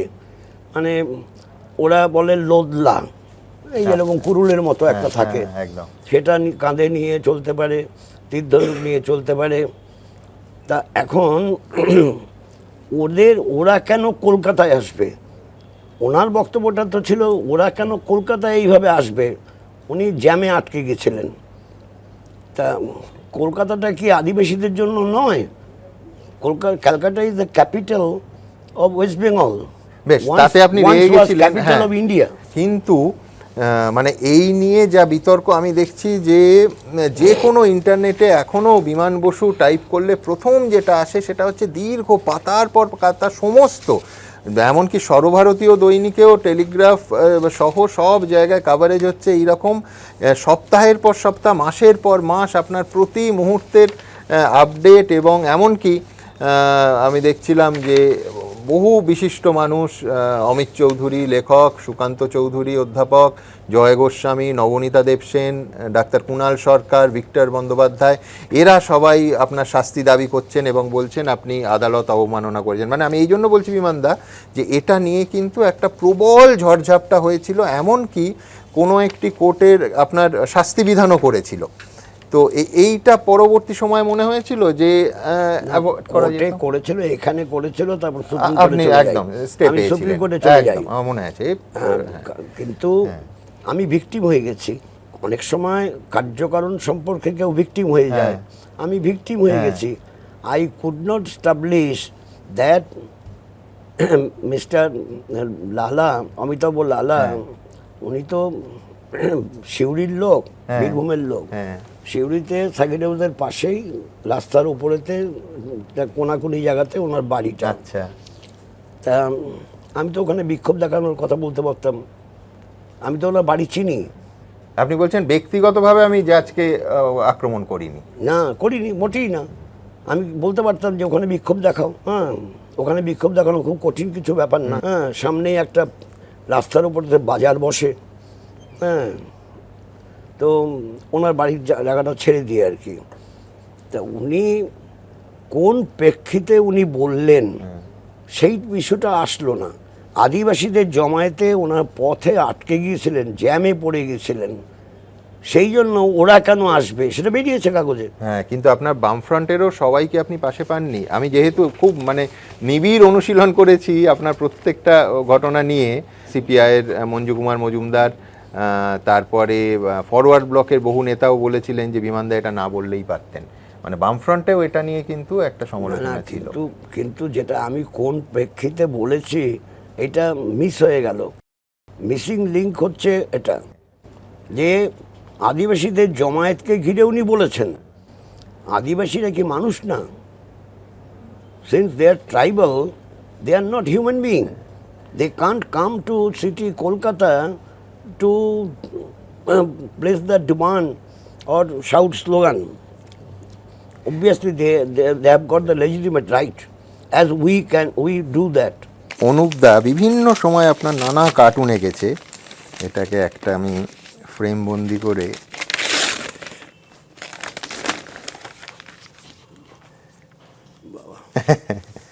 এটা বিমানদা আপনার জন্য এনেছি। তোমাকে একটা ছবি আমি দেখাতে পারি, হ্যাঁ তো দিলে আমি তো নিতে হয়। হ্যাঁ না আমার তো ঘর বাড়ি নেই, হ্যাঁ পার্টি অফিস হ্যাঁ। সব এক জায়গায় স্ট্যাক করে রেখে দিচ্ছি। হ্যাঁ আমি বললাম যে মরে গেলে তোরা সব ভাগ করে নিয়ে নিস। না আমি কী করবো, কোথায় রাখবো? এটা যে কখন নিয়েছে, কিভাবে নিয়েছে আমি জানি না। দারুণ। হুম, না আমাকে ডাকছিল, হ্যাঁ আর সেই সময় ওই তুলেছে। মোমেন্টটা তুলেছে ওই মোমেন্টটা তুলেছে। বিমানদা। খুব ইন্টারেস্টিংলি দেখুন, একটা খুব আমি বলবো ধারণা, পারসেপশন, যেভাবেই এটা ব্যাখ্যা করি, সেটা হচ্ছে যে বামফ্রন্ট সরকারের সব থেকে তীক্ষ্ণ সমালোচনা, তীব্র সমালোচক হচ্ছে আনন্দবাজার পত্রিকা, অথচ বহু ক্ষেত্রে আপনার অবস্থানের ভূয়সী প্রশংসা, এটা এখন এই 30, 35 বা 40 বছর পরে দেখছি বলে খুব স্পষ্ট হচ্ছে। ধরুন এটা হচ্ছে 1990 সাল, কি ইন্টারেস্টিং। 1990 সালে তখন ওই দুজন কলামিস্ট ছিলেন, এখনও তারা আছেন, আশিস ঘোষ এবং দেবাশিস ভট্টাচার্য। তো দুজনের লেখাতেই একাধিক পার্টির ভেতরে এই পার্টিকে দুর্নীতি মুক্ত করার ইস্যুতে বারবার আপনার পাশে আনন্দবাজার পত্রিকা দাঁড়াচ্ছে। শুধু দাঁড়াচ্ছে না, ইস্যুটা একটু আমার তো মনে ছিল না, দর্শকদেরও প্রত্যেকের হয়তো মনে থাকবে না, আমি একটু মনে করিয়ে দিই। তৎকালীন মেয়র ছিলেন কমল বসু। কমল বসু আমেরিকাতে গেছিলেন, দুটো মূলত তার বিরুদ্ধে ইস্যু ছিল। একটা হচ্ছে রডন স্কোয়ার এবং পরবর্তীকালে আরেকটি পার্ক, সত্যনারায়ণ পার্ক, সেটা ব্যবসায়ীদের হাতে তুলে দেয়া হচ্ছে বলে কলকাতায় বিতর্ক হয়েছিল। বিরোধী দল শুধু বিতর্ক করেনি, পার্টির ভেতর থেকেও তার সমালোচনা করেছিলেন বিমান বসু এবং বুদ্ধদেব ভট্টাচার্য। তো তখন কমল বসু ফিরে এসে একটা মন্তব্য তা নিয়ে, আজকের মতো টেলিভিশন মিডিয়া ছিল না, কাগজে খুব লেখালেখি হয়, তিনি বলেন যে ব্যবসায়ীদের কালো টাকা তো থাকবেই। কিন্তু বারবার এই ইস্যুতে আনন্দবাজার পত্রিকা এবং বিমান বসুর অবস্থান একেবারে মিলে গেছে। আপনার মনে আছে এই গোটা ঘটনাটা?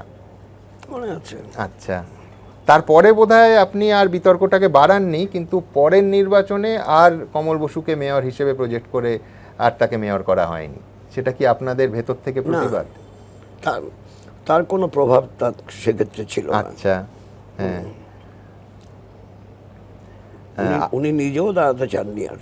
আচ্ছা, আনন্দবাজার পত্রিকায় লেখা হচ্ছে, বিমানবাবুর এক নিকট আত্মীয় কয়েক বছর আগে একটি বেসরকারি শিল্প সংস্থার উচ্চ পদে চাকরির আবেদন করেছিলেন। চাকরিটির জন্য প্রয়োজনীয় যোগ্যতাও তার ছিল। তবু আবেদনপত্রে রেফারি হিসেবে তিনি নাম লিখেছিলেন বিমান বসুর। সেই কথা জানতে পেরে বিমানবাবু আগাম ওই সংস্থায় যোগাযোগ করে বলে দেন ওই আবেদনকারীকে যেন চাকরি দেয়া না হয়।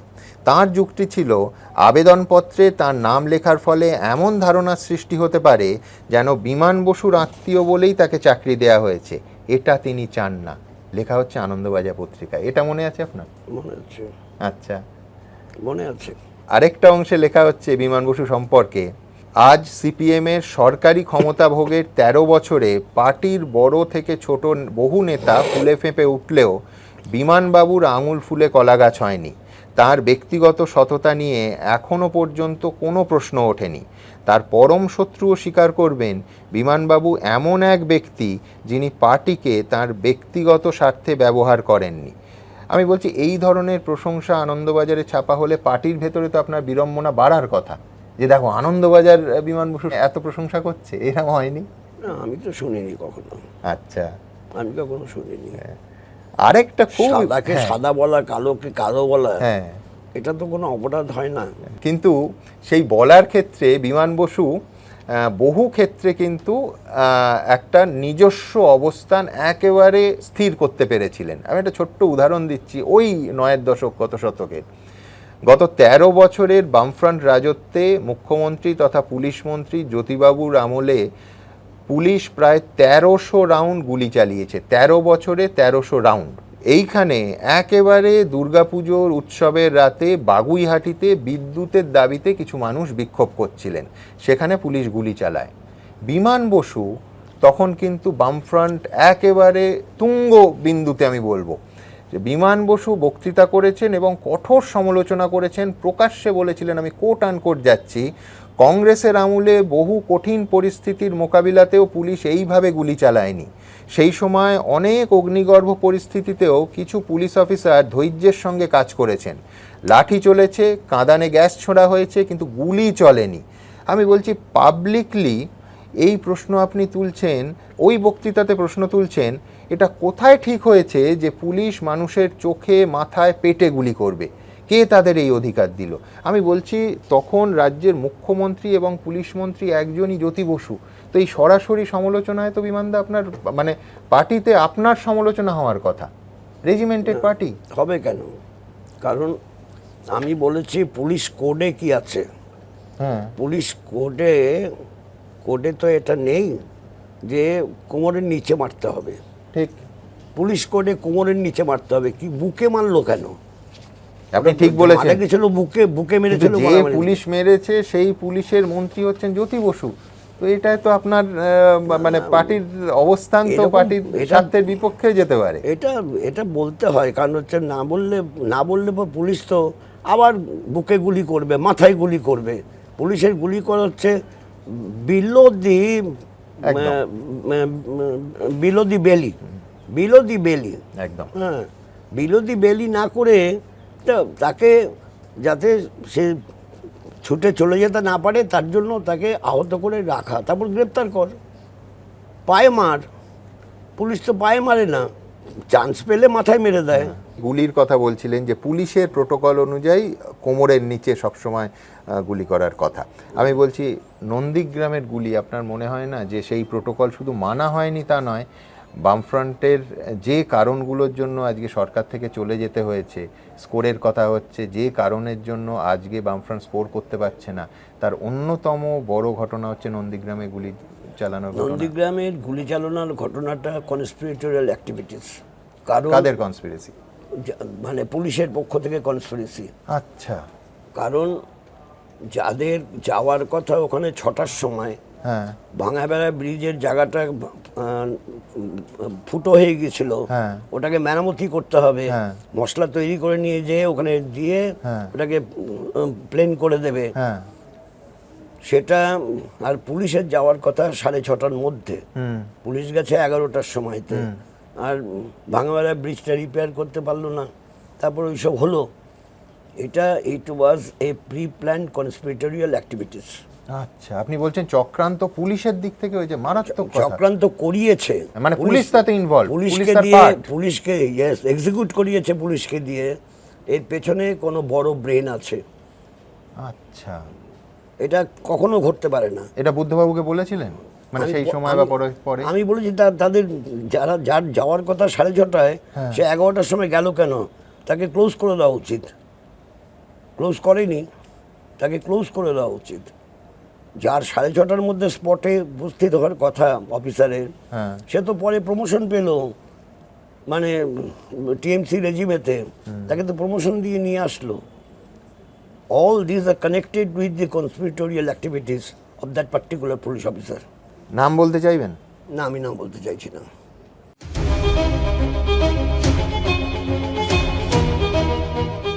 নিউ মার্কেটে স্টল বিলি নিয়ে একেবারে প্রকাশ্যে নিজের অবস্থান শুধু স্পষ্ট করে জানিয়েছেন তা নয়, আপনি স্পষ্ট বলেছেন যে নিউ মার্কেটে স্টল বিলি নিয়ে দুর্নীতি হয়েছে, তাতে আবার সেই মেয়রের কথা আসবে কমল বসু, একেবারে প্রকাশ্যে একটা সংঘাতের পরিস্থিতি তৈরি হয়েছিল।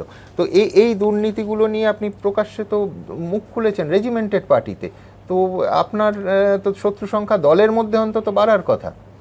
না, শত্রু সংখ্যা বাড়া আর কমার প্রশ্ন নয়। হ্যাঁ, আমার কাছে দফায় দফায় এই যখনই এসছে, 2জন কম এসছে, 2জন এসছে, 4জন এসছে, 6জন এসছে, মানে দল করে এসছে। যারা নাকি ড্রাই ফ্রুটস বিক্রি করে নিউ মার্কেটে, সেই ড্রাই ফ্রুটস বিক্রি করা লোকেদের যখন নতুন অ্যালটমেন্ট হবে, সেটা হয়েছে টয়লেটের সামনে। হ্যাঁ, তারা এসে আমাকে দেখাচ্ছে, তারা ম্যাপ দেখাচ্ছে যে এইদিকে টয়লেট আর এখানে আমাদের ড্রাই ফ্রুটস, লোকে কিনতে আসবে। আমি সেটাই বলেছি, আর আমার বলার জন্য যাই হোক না কেন পরে কিন্তু টয়লেটের সামনে হয়নি। তারা খুব মানে খুশি যার জন্য।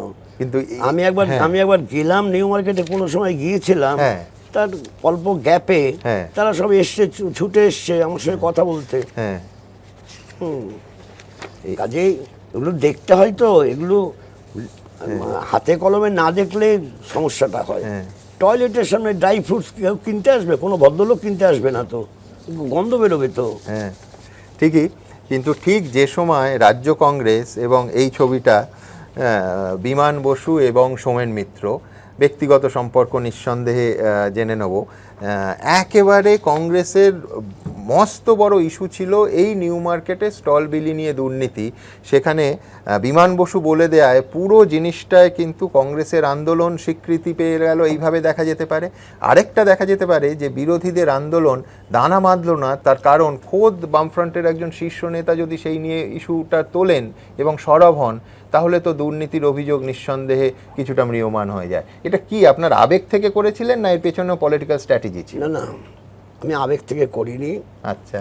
আমি তাদের তারা যে ন্যারেশনটা দিয়েছে, হ্যাঁ সেই ন্যারেশনে আমরা এটা সত্য, হ্যাঁ আমি কয়েকজনকে আবার জিজ্ঞেসও করি। হ্যাঁ তখন নিউ মার্কেটে কাজ করা দোকান টোকান আছে, আমি বেনিয়াপুকুরে থাকতাম, তো বেনিয়াপুকুরে কিছু লোকের নিউ মার্কেটে একদম দোকান আছে, একদম।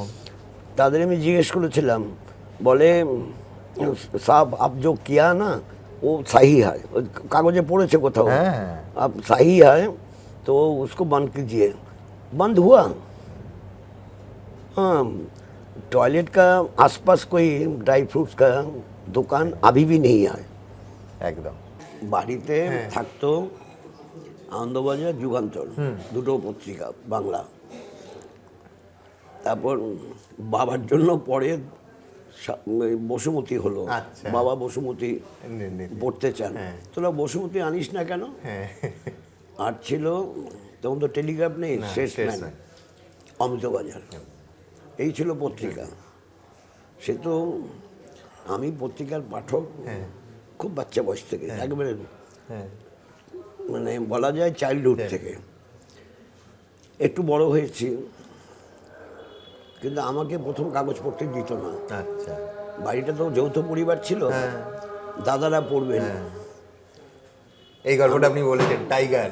হ্যাঁ, টাইগার টাইগার মনে আছে? হ্যাঁ, আমার আপনার বলা সব গল্প মনে আছে। না না, আমার কিন্তু টাইগার মানে আমি যেটাই আসতো তার নাম টাইগার দিতাম। ও আচ্ছা আচ্ছা, তাই? টাইগার মানে আমি টাইগার নাম দিতাম। ও আচ্ছা আচ্ছা। অ্যালসেশিয়ান ছিল, আমি মানে তিনটে দেখেছি। হ্যাঁ, প্রথমটার আমি নাম দিলাম, আমি নাম দিয়েছি টাইগার, আর টাইগার রেসপন্স করে। সেকেন্ডটারও নাম টাইগার, থার্ডটা আমি চলে আসছি, বাড়ি ছেড়ে চলে আসি।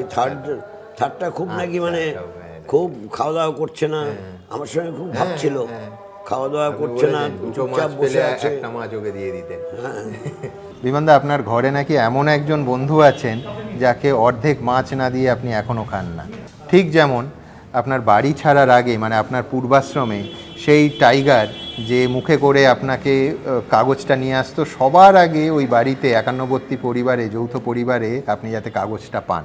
অর্থাৎ সেই টাইগার নামের কুকুর থেকে আজকের এই ঘরের সঙ্গী এই বেড়ালটি।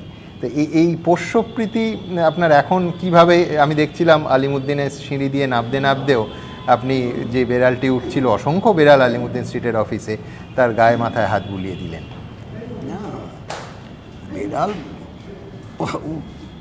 ও খাবে কি?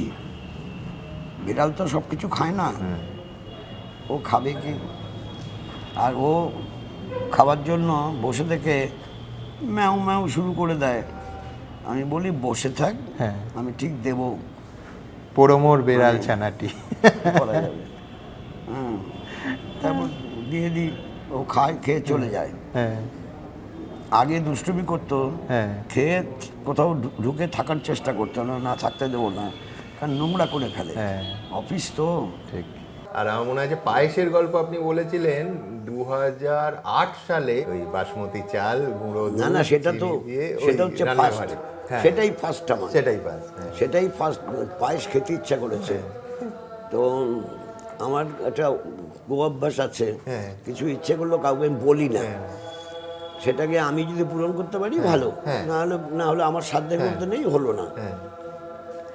তা আমি জানো আজকে আমি রাত্রিবেলা খাবারটা খাবো না, আমি বাসমতি চাল কিনলাম, চিনি কিনলাম, গুঁড়ো দুধ কিনলাম প্যাকেট, ওকে গুঁড়ো দুধ দিয়ে দুধ বানিয়ে নিলাম, চিনি আছে হ্যাঁ আর চালটা, আর আমি শুনেছিলাম, শোনা কথা, হ্যাঁ। আমি অদ্ভুত মিলে গেল হ্যাঁ যে বাসমতি চালে এটা করতে 18 থেকে 20 মিনিট লাগে। হ্যাঁ তা আমি 18 থেকে 20 মিনিট লাগে মানে ঠিক আছে, ভালোই তো, অসুবিধা নেই, ঘড়ি দেখলাম, তৈরি করে রাত্রেবেলা খেয়ে নেবো। এখন সেটা হলো, এই যে হলো, হ্যাঁ এখন মাঝে মাঝে ইচ্ছে করে এই অফিসের ছেলেরা, এরা তো ওইরকম ভালো পায়েস খেতে পায় না, ঠিক।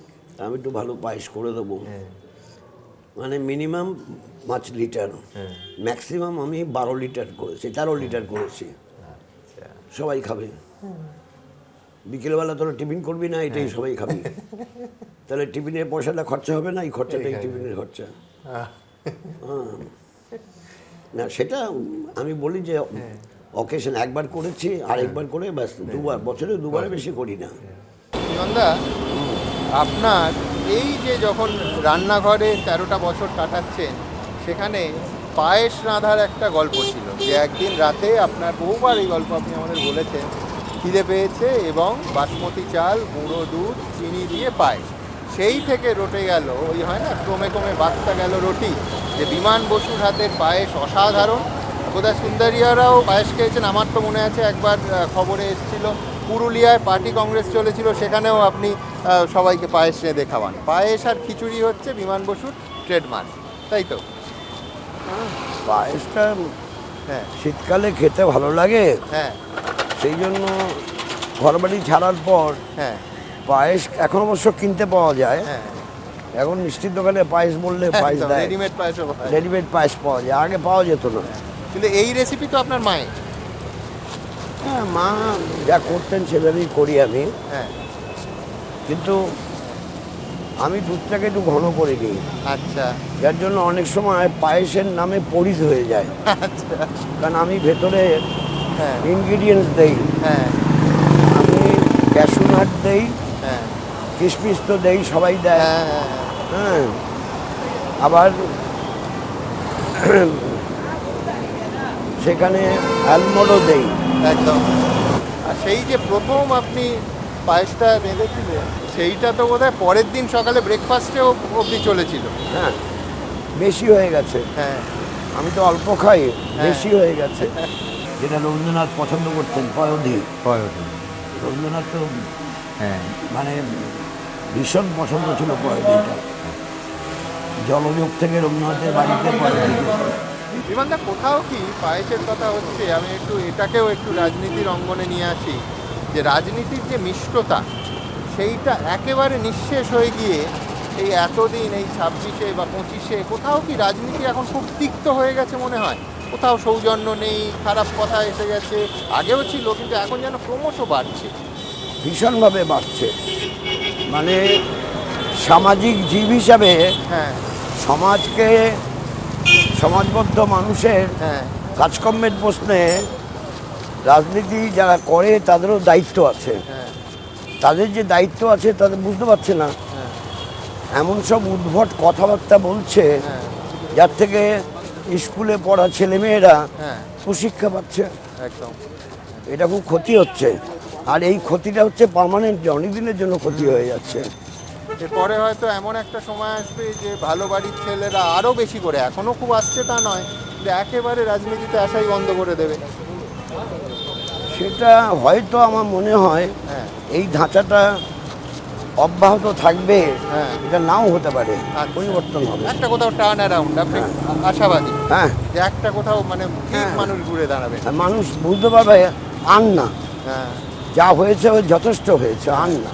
বিমানদা, এই সৌজন্য কি রাজ্য রাজনীতিতে এখন কমে যাচ্ছে? মানে আপনাদের সময়, আমি শুধু সোমেন মিত্রের ছবি দেখালাম তা নয়, রাজনীতির বাইরেও নির্বাচন এলে আপনারা কেউ কাউকে ছেড়ে কথা বলেননি, তীব্র আক্রমণ প্রতি আক্রমণ হয়েছে, কিন্তু কোথাও একটা ব্যক্তিগত সৌজন্যেরও ব্যাপার ছিল। আজকের রাজনীতি কি সৌজন্যহীন হয়ে যাচ্ছে? সৌজন্য মাঝে মাঝে হারাচ্ছে, হ্যাঁ আর কুকথা বড্ড এসে যাচ্ছে। এতে এই কুকথার জন্য হ্যাঁ সব থেকে ক্ষতি হচ্ছে আগামী প্রজন্ম। ঠিক, ছোট্ট ছোট ছেলেমেয়েরা টেলিভিশন দেখে, আমি একমত, কথাগুলো শোনে, এইখানে মানে একমত। তাদের কিন্তু একেবারে ক্ষতি করে দেওয়া হচ্ছে, তাদের মনটা গড়ে উঠবে, তারা ভাবনা চিন্তা করবে, কিন্তু ভাবনা চিন্তা করার আগেই তার তো ধীরে ধীরে উন্মেষটা ঘটে, ঠিক। হঠাৎ করে হয় না। তার সেই সব কুকথাগুলো শুনে যাচ্ছে তাই কথাবার্তা হয়, যা রাজনীতিতে অতীতে হতো না। না, অতীতেও হতো। আপনার অনিল বসু সেই বলেছিলেন মারাত্মক কথা। তাকে তো আমরা সেই জন্য বহিষ্কার করেছিলাম।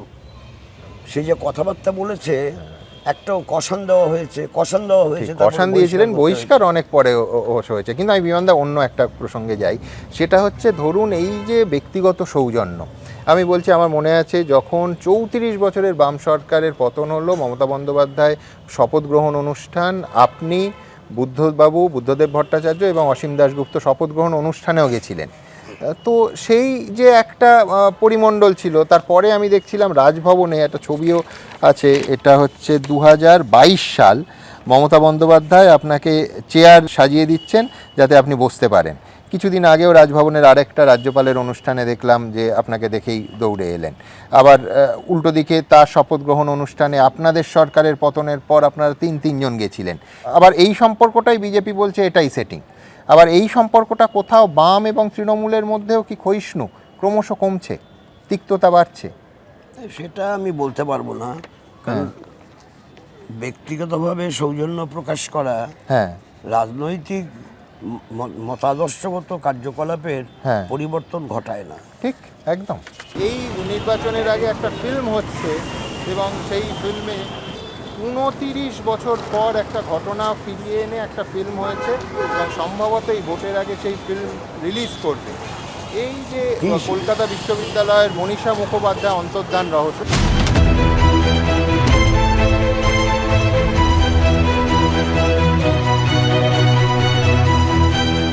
এটা কি সত্যি বামপন্থী নেতাদের আলিমুদ্দিন স্ট্রিটের বা আপনার কোনো ভূমিকা ছিল এই অন্তর্ধানে? আমি জানি না কিছু, আমি অন্তর্ধানের ব্যাপারে একদম কিছু জানি না। আমি শুধু কাগজের পড়েছি।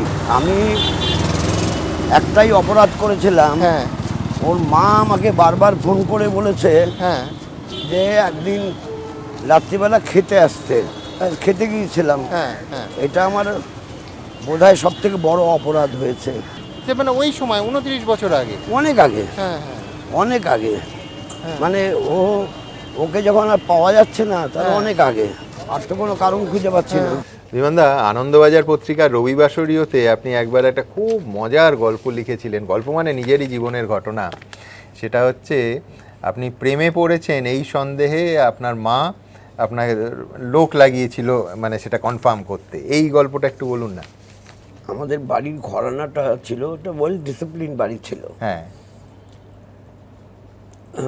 মতাদর্শে আমার মতাদর্শের সঙ্গে সম্পর্কযুক্ত না।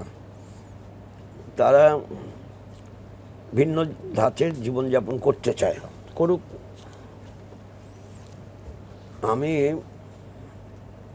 আমাকে যখন 1969-এ ম্যাকনামারার যে ভিজিট, সেটা আমরা আটকাতে চাইছি, সেই ব্যাপারেতে অদ্ভুত ব্যাপার, কিছু নকশাল নেতার বিরুদ্ধে পুলিশের ওয়ারেন্ট হয়েছিল, আমার বিরুদ্ধেও ওয়ারেন্ট হয়েছিল। আচ্ছা, এখন ওয়ারেন্ট যখন যেদিন গ্রেপ্তার করতে হয়েছেন, তো অবজারভেশন করে, তো আমি ধরে ফেলেছি। আমাদের গাড়ি বারান্দা ছিল, গাড়ি বারান্দায় আমি চা খাচ্ছিলাম, তখন দেখি একটা লোক দাঁড়িয়ে আছে। তখন মনে হয়নি আমার লোক, প্রথমবার দেখে গ্যাপ দিয়ে পরে আমি একটা আবার কফি খাচ্ছি বাইরে দাঁড়িয়ে, মানে বাইরে বাতাসে এসে খাচ্ছি আর কি। তখন দেখে ওই লোকটা আছে। এবার ডাউট হলো এই লোকটা ওইভাবে আছে কেন। একটা রেস্টুরেন্টের সামনে আছে, উল্টো দিকে একটা রেস্টুরেন্ট আছে ছোট। এবার থার্ড টাইম আমি টপগুলো দেখছিলাম, গাছগুলো সব দেখছিলাম, দেখে চোখ পড়লো, আবার থার্ড টাইমও আছে। এবার আমি নিজে গাড়ি বারান্দার নিচে থেকে বৌদিকে ডেকে বললাম, দেখো তো তুমি একটা লোককে দেখতে পাচ্ছ কি না? বললো, পানের দোকানের সামনে একটা লোক আছে। হ্যাঁ। চেহারাটা কি? হ্যাঁ, পরনে বলে একটা জামা পরা আছে, তোমার মতো পাঞ্জাবি না, জামা আর ধুতি পরা আছে, হাতে একটা ছাতা আছে। এবার আমি কনফার্ম হয়ে গেলাম, একে পোস্ট করা হয়েছে। একদম। এখন ন্যাচারালি রাত্রিবেলা বাড়ি ফিরলাম না, একবারে ফান্ড রোডে একটা বাড়িতে চলে গেলাম। বড়লোকের বাড়ি, কেমিক্যালের ব্যবসা করে, কিন্তু গেস্ট রুম আছে আমি জানি। আমি বেল টিপেছি, আজকে আমি আপনাদের গেস্ট হব, মানে ফোনও আছে, সুবিধা আছে। তা সেখানে আমি চলে গেলাম। সকালবেলা উঠে দোতলায় মুখার্জি বাড়িতে ফোন করলাম যে মাকে ডেকে দেওয়ার জন্য। আর সে মেয়েটা ধরেছে, মানে বিমানদা কালকে আপনাকে গ্রেপ্তার করতে এসেছিল। মানে লোকজন সবাই জেনে গেছে আর কি। এইটা নিয়ে কথা হয়েছে বাড়িতে, যে ও তো আমার সামনে কিছু বলে না, দাদারা বারবার পুলিশের রেইড হচ্ছে, আগেও রেইড হয়েছে, পুলিশের রেইড হচ্ছে, ব্যবসা করে দেখে ভাবছে যে লোকে কি মনে করবে। তোমাদের মাথা ব্যথা কিসে? তোমাদের জন্য তো পুলিশ আসছে না, পুলিশ আসছে আমার জন্য। আমি, মা আমার রিপোর্টার এই ব্যাপারেতে, মা বলে দিয়েছেন আমাকে, সবটাই বলেছেন। তা আমি তখন ঠিক করলাম যে বাড়িতে থাকবো না, কাগজে বিজ্ঞাপন দেওয়া শুরু করলাম। আবার সে স্টেটসম্যান পত্রিকায় দুবার দিয়েছিলেন? দুবার দিয়েছি। বিজ্ঞাপন দেওয়া শুরু করলাম, বিজ্ঞাপন দিয়ে পেলাম, পছন্দ হয়েছে, সব স্যালামি। আর আমাকে সুন্দরায় বলেছেন, আমাকে সেন্ট্রাল কমিটির কাজের জন্য নিয়ে নিচ্ছে। সুন্দরায় বলেছেন যে স্যালামি দেওয়া যাবে না, অ্যাডভান্স দেওয়া যেতে পারে 25,000 আপ টু 30,000, আপ টু 30,000 দেওয়া যেতে পারে, মাসে মাসে কাটা যাবে ভাড়ার সঙ্গে। তো হলো না, দুবার দিয়েও আমার হলো না, সব স্যালামি, নো অ্যাডভান্স। তখন আমি দেখে বেড়াচ্ছি কোথায় আমি যেতে পারি। হঠাৎ খবর পেলাম যে কৃষক সভা অফিসে যে রান্নাঘরটা, সেই রান্নাঘরটা ব্যবহার হয় না, তারা তালা দিয়ে রেখে দিয়েছে। ওরা একটা হিটারেতে চা করে খায়, রান্নাঘরের ব্যবহারের জন্য। বাইরে ওদের ওখানে একটা গাড়ি বারান্দা আছে, গাড়ি বারান্দাতে করে। তা আমি খবর পাওয়ার পরে শুনলাম ওটা লক্ষ্মী সেন, উনি নাকি ওটা বুক করেছেন, তালা দিয়ে গেছেন, তালা দিয়ে রেখেছেন। তো আমি বললাম যে তাহলে লক্ষ্মীদা থাকবেন কি করে? তার তো এটা অফিস, তো এটা কোনো পুরুষ মানুষ থাকতে পারে, কিন্তু লক্ষ্মীদা বিবাহিত, ছেলে মেয়ে আছে, কি করে থাকবে লক্ষ্মীদা? তো সেটা দীনেশদার মাধ্যমে ব্যাপারটা পেলাম। তখন তারপর প্রমোদদাকে বললাম, প্রমোদদা বললেন যে লক্ষ্মীদা শুনেই, থ্যাঙ্কস টু লক্ষ্মী সেন, লক্ষ্মীদা শুনেই যে বিমান থাকবে, আমি রাখবো, আটকে রাখবো কেন, চাবিটা নিয়ে নাও, চাবিটা দিয়ে দিল। তারপরে আমি শুরু করলাম। এই সময় মার মনে হয়েছে আমার কোনো পছন্দের কেউ আছে, তাই বাড়িতে বলছে না ও, হয়তোবা এরকম, মানে একা থাকবে, বিয়ে শাদী করবে। বিয়ে শাদী করলে মাকেই বলতে পারতাম আমি বিয়ে শাদী করবো, যার জন্য মাকে আমি বলে এসছিলাম, মা আমি গৃহত্যাগী হচ্ছি, গৃহী হওয়ার জন্য না। মা আমার কথাটা বোধহয় ফলো করেনি। তাহলে মা এরকম গোয়েন্দাগিরি করতেন না। বৌদিদের বলেছেন যে খোঁজ খবর নিতে, তারপরে মেয়েকে পছন্দ হয়েছে, তারপরে বুঝে গেছে যে না, এটা ঠিক না, মানে এটা রং আইডিয়া। একটা কথা বলুন, সেটা হচ্ছে আমি নিজের চোখে দেখেছি বিদ্যাসাগর মেলা বলুন, পুরুলিয়ার প্রত্যন্ত গ্রামে, যেখানে মানে বাচ্চা দেখেছেন গাড়ি থামিয়েও আপনি কোলে নিয়েছেন, আদর করেছেন। এই ছবিটা যেমন, এটা অবশ্য বিদ্যাসাগর মেলাতেই 2008 সালে বাচ্চাদের সঙ্গে খেতে বসেছেন। তো আপনার মানে অপত্য স্নেহ প্রচণ্ড, বাচ্চাদের আপনি ভীষণ ভালোবাসেন। তো নিজের সন্তান হওয়ার কথা, নিজের বাচ্চাদের মানুষ করবেন, এই দিক থেকেও কোনোদিন সংসার করার ইচ্ছে হয়নি? আমার প্রথম আমার রাগ ছিল যে এতগুলো আমরা কেন, হ্যাঁ আমাদের ফ্যামিলিটা বড় আচ্ছা, ছিল, হ্যাঁ একদম। ওটার জন্য রাগ ছিল আমার। আচ্ছা এত কেন, এতগুলো কেন? হ্যাঁ, and I had a talk with my mother and father. আচ্ছা তাদেরকে আমি বলেছি, তারা চুপচাপ। হ্যাঁ। মা বলেছেন যে এসব কথা বলিস না, হ্যাঁ এসব কথা বলতে নেই। বাবাকে বলেছে, বাবা চুপ চুপ আছেন।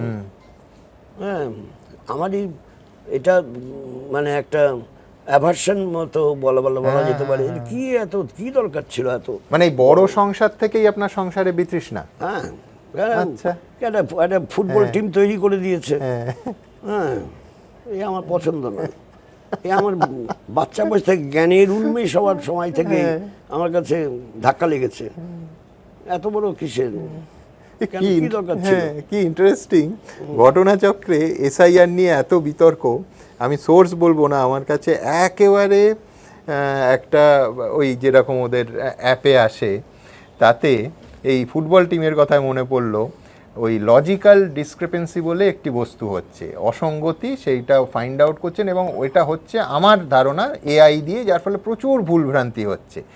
এইটা লেখা হচ্ছে কেন এআই লজিক্যাল ডিসক্রিপেন্সি পেয়েছে এক্ষেত্রে, যে you have been link as son or daughter with someone who is also claimed by 6 others as father, giving suspicion of a likely incorrect match. অর্থাৎ কারুর যদি 7টা সন্তান হয়, এআই মেশিন তাকে শুনানিতে ডাকছে অথবা বলছে যে তার অসঙ্গতি আছে। এ তো ভাবুন আপনার পরিবারের এসআইআর এর সময় কি অবস্থা হতো। এগুলো অন্যায়, সবাইকে লাইনে এসআইআর এ দাঁড়াতে হতো। এগুলো অন্যায়। আচ্ছা, আর একটা জিনিস, যেহেতু ফুটবলের কথা আপনি বললেন, ফুটবল টিমের কথা, আপনি নিজে তো ফুটবল খেলতে খুব ভালোবাসতেন। আপনি আর্সেনালের শুধু সেখানে দেখতে গেছেন তা নয়, আপনি বোধহয় কোনো একটা শিল্ডও খেলেছিলেন একবার। না, সেটা খেলেছিলাম, মন্টু শিল্ডে খেলেছিলাম। আচ্ছা, যখন ছোট স্কুলে। হ্যাঁ, প্রথমে তো ব্যাকে খেলতেন, তারপরে বোধহয় ফরওয়ার্ড। সেটা তার জন্য মানে আমি কৃতিত্ব দেব, হ্যাঁ, ওই যে প্রশান্ত বন্দ্যোপাধ্যায় যিনি হ্যাঁ লিখতেন, হ্যাঁ ওনার সঙ্গে পরে আমার কথা হয়েছে। উনি টিচার ছিলেন, হ্যাঁ উনি গেমস টিচার ছিলেন। হ্যাঁ আমার দম দেখে উনি বললেন যে টিমের ক্যাপ্টেন আছে তো, শোনো, মনে হচ্ছে বিমানকে, তখন তো রুলস ছিল আলাদা, হ্যাঁ তখন মাঠের অর্ধেক এইদিকে অর্ধেক ওইদিকে, হ্যাঁ, তখন যে সারা মাঠ ঘুরে বেড়ানো, তখন তো স্কোপ ছিল ঠিক না। ঠিক ঠিক। কাজে আমি ছিলাম ডিফেন্ডার, তার মানে ব্যাক। হ্যাঁ, তো ওকে ফরওয়ার্ডে দিয়ে একবার আচ্ছা, দেখো। হ্যাঁ যেই খেলাতে আমি নামলাম, ফরওয়ার্ডে গেলাম, হ্যাঁ দিলাম গোল। হ্যাঁ একবার গোল দিলে যা হয় আর কি, ওই গোল আর শোধ করতে পারলো না, হ্যাঁ। আমরা জিতে গেলাম। হ্যাঁ তখন বললো, দেখলে, এই জন্য বলছিলাম। এরপর থেকে আমি সবসময় ফরওয়ার্ডে খেলেছি। দেখুন, ফুটবলের কথা হচ্ছে বিমানদা, আপনি আর্সেনালের শুধু ক্লাব ভিজিট করেছেন তা নয়, নিজে ফুটবল খেলেছেন, ফুটবল ভালোবেসেছেন। এই যে মেসি নিয়ে কিছুদিন আগে যে মেসটা হয়ে গেল, অথচ বামফ্রান্ট যখন তুঙ্গে তখন পেলে এসেছেন, মারাদোনা এসেছেন, তো আপনার ইচ্ছা হয়নি কখনো যে গিয়ে তাদের সঙ্গে ছবি তুলি বা হ্যান্ডশেক করি, তাদের সঙ্গে আলাপ করি? আপনি মানে ফুটবল প্রেমী, আপনি ফুটবল ফ্যান। না, ফুটবল প্রেমী আমার ওরকম। আমি যেরকম, যখন সেলফি কেউ তুলতে আসে, হ্যাঁ, আমি বলি সেলফি চলবে না, সেলফিটা হচ্ছে সেলিব্রিটিদের জন্য, আমি সেলিব্রিটি না। এই কালকেও বলতে হয়েছে, হ্যাঁ যেখানে যাই সেখানে সব সেলফি তুলতে আসে, আমার পছন্দ না সেলফিটা। তা এখন ওখানে আমি মাঠে যাব, কারোর সঙ্গে ছবি তুলবো, আমার মানসিকতায় বিষয়টা নেই। দেখতে ইচ্ছে করেনি যে পেলে না, হাত মিলিয়ে আসি বা না, মারাদোনার দেখতে সঙ্গে তো হাত ইচ্ছা করে। মিলিয়ে আসি। এখন তো আগে হলে তো দেখতে ইচ্ছা করলে যেতে হতো, হ্যাঁ। এখন তো আমি পর্দায় দেখছি। আচ্ছা আমি যে খেলা দেখি না তা না, হ্যাঁ। আমি পর্দায় দেখি, টিভির পর্দায় দেখি। আচ্ছা, ফুটবলে আপনি ব্যাকে খেলতেন বলেই কি পার্টির ব্যাকরুম বয় হিসেবে থেকে গেলেন?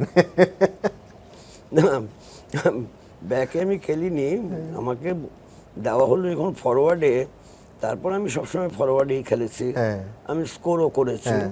কিন্তু রাজনীতিতে যখন ফরওয়ার্ড এবং স্কোর করার কথা এলো, আমি শুনেছি স্বয়ং প্রমোদ দাশগুপ্ত আপনাকে একবার দাঁড়াতে বলেছিলেন ভোটে, সম্ভবত বাঁকুড়া থেকে। আপনি তো দাঁড়াননি।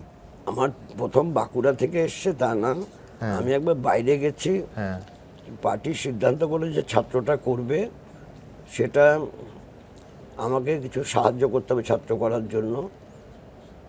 তো এটা পার্টি ডেকে আমাকে নেতৃত্ব বলে। আমি গিয়েছিলাম রাজস্থানে, রাজস্থান না বোধহয় মানে উত্তরপ্রদেশে, হ্যাঁ প্রথম উত্তরপ্রদেশে গিয়েছিলাম। কিছু নেই, কয়েকজনকে নিয়ে বসে দেখা হলো, চেষ্টা একটা প্রস্তুতি কমিটি করা। ফেরত আসলাম কলকাতায়, শুনলাম আমি বালিগঞ্জের ক্যান্ডিডেট। আচ্ছা, এটা সেকেন্ড যুক্তফ্রন্ট যখন সরকারটা হলো, সেই সময় জ্যোতি ভট্টাচার্য বলেছেন উনি দাঁড়াবেন না। হ্যাঁ, উনি তো একবারই ছিলেন একদম, 67-এ। হ্যাঁ, তা বালিগঞ্জে আমাকে ক্যান্ডিডেট করা হবে, আমি বললাম, কখনো না। তো দেখছি সবাই যুক্ত এর মধ্যে। তো আমি বললাম কিছুতেই না। বোধহয় আমি না যখন বলেছি তখন খবরটা ছড়িয়েছে, হরকেষ্টদা চলে আসলেন। তার পার্টি অফিসে সেদিন আসবে, আসার কোনো কথা ছিল কিনা জানি না। তুমি নাকি বলছো দাঁড়াবে না। হ্যাঁ, কেষ্টঘোষও পক্ষে আছে, হরকেষ্টকোনার পক্ষে আছে, সব পক্ষে আছে আর কি। তা মমতা কিছু মন্তব্য করেননি। ভোটে তো ভগবানও পাশ হয়ে যায়, কাজে সবই পাশ হয়। তা আমি বললাম যে আমি দাঁড়াবো না, তাহলে আমি অন্য কোনো রাজ্যে চলে যাই, সেখানে পার্টি করব। আমি কিন্তু পার্টি করব, কাজে আমি ভোটে কিছুতেই দাঁড়াবো না। হ্যাঁ, তারপরে দাঁড়াবে কে?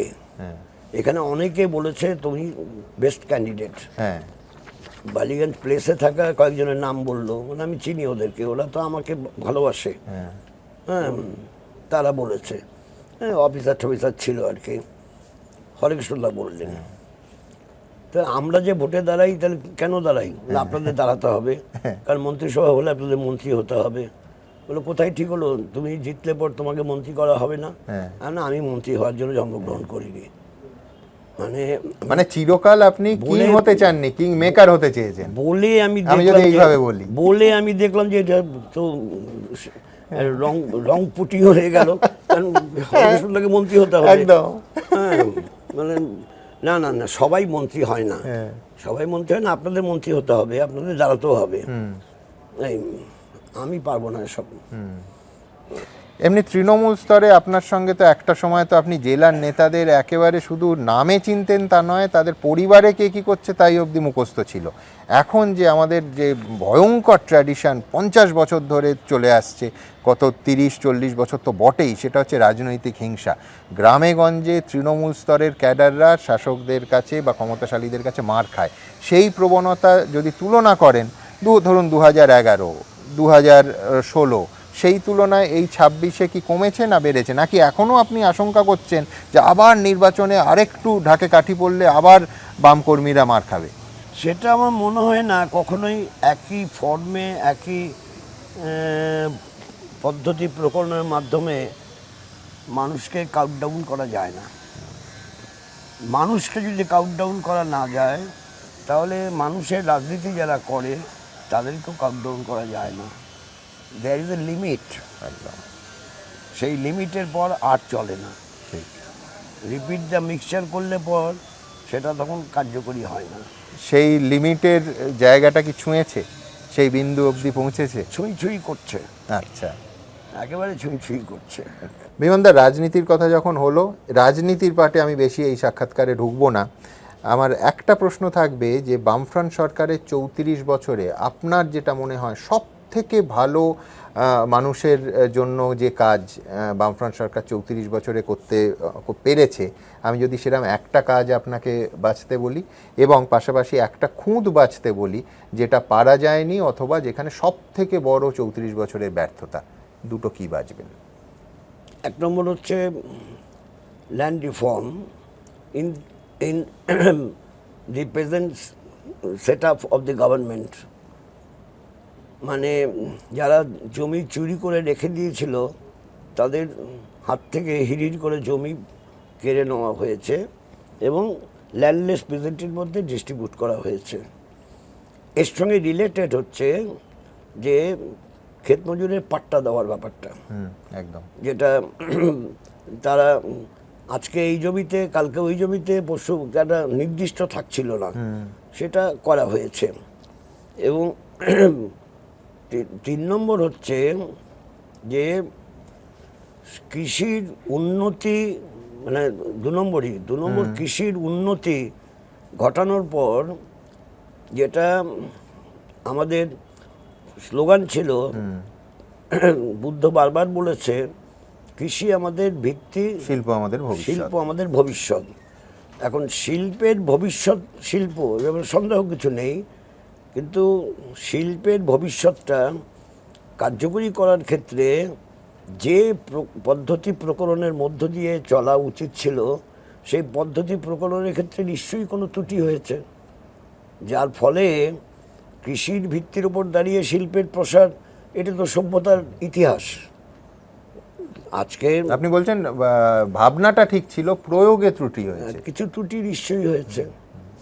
বিমানদা, আমার শেষ প্রশ্ন, 1997 সালে, আমার তারিখটাও মনে আছে, 9ই জুন, জ্যোতি বসু সাক্ষাৎকার দিচ্ছেন আজকালের সম্পাদক অশোক দাশগুপ্তকে। অশোক দাদাকে প্রশ্ন করেছিলেন যে ভবিষ্যৎ আপনাকে কিভাবে মনে রাখে এটা আপনি চান। জ্যোতি বসু জবাবে, যখন প্রকাশিত হয় পরের দিনের কাগজে, আমরা সবাই চমকে গেছিলাম। জ্যোতিবাবু বলেছিলেন কাউকে মনে রাখে না। অশোক দাশগুপ্তের পরের প্রশ্ন ছিল যে বিধান রায়কে মনে রাখেনি? জ্যোতিবাবু বলেছিলেন কিচ্ছু মনে রাখেনি, কেউ মনে রাখে না, যতদিন আছি আছি। কিন্তু আমার প্রশ্ন আপনাকে থাকবে যে ভবিষ্যৎকাল বিমান বসুকে কি হিসেবে, কিভাবে মনে রাখে এটা আপনি চান? না, এটা জ্যোতিবাবু যেটা বলেছেন এটা সঠিক কথাই বলেছেন। কিছুদিন মনে রাখে, তারপর মনে রাখে না। এই যে আমার কম বয়সে যখন শুনতাম আমি, তোমায় ভুলছি না, ভুলবো না, 5 দিন পরে ভুলে যাবে। হ্যাঁ, ফলে মানুষের স্মৃতি, তাতে সব কিছু স্টোর করে রাখলে মানুষ খারাপ, পাগল হয়ে যাবে। ফলে কিছু কিছু জিনিস সরে যায়। সেরকম আজকে আমি আছি, আমি কেমন আছি কেউ জিজ্ঞেস করতে পারে, বা কিছু ভালো কথা বলতে পারে, কিছু কটু কথা বলতে পারে। যখন আমি থাকবো না, তখন ভালো কথা কটু কথা কোনোটাই থাকবে না। বিমানদা, খুব ভালো থাকবেন, এইভাবে পরের তারপরের প্রজন্মকে অনুপ্রেরণা দিয়ে যান। Thank you. দেখুন, আমরা এতক্ষণ কথা বললাম বিমান বসুর সঙ্গে। এই সাক্ষাৎকারের, আমি আবার বলছি, সাক্ষাৎকার শব্দটাও ব্যবহার করব না, তার কারণ আমি শুরুতেই বলেছিলাম যে আমাদের এই আড্ডার কোনো ফরম্যাট নেই, কোনো প্রশ্নাবলী নেই, সবথেকে বড় কথা কোনো স্ট্রাকচার চলন নেই। আমরা শুধু চেয়েছিলাম যে মানুষ বিমান বসু কে, কীভাবে থাকেন, কী ভাবেন, তার জীবনযাত্রাকে একটু একদিনের জন্য, কয়েক ঘন্টার জন্য ছুঁয়ে দেখতে।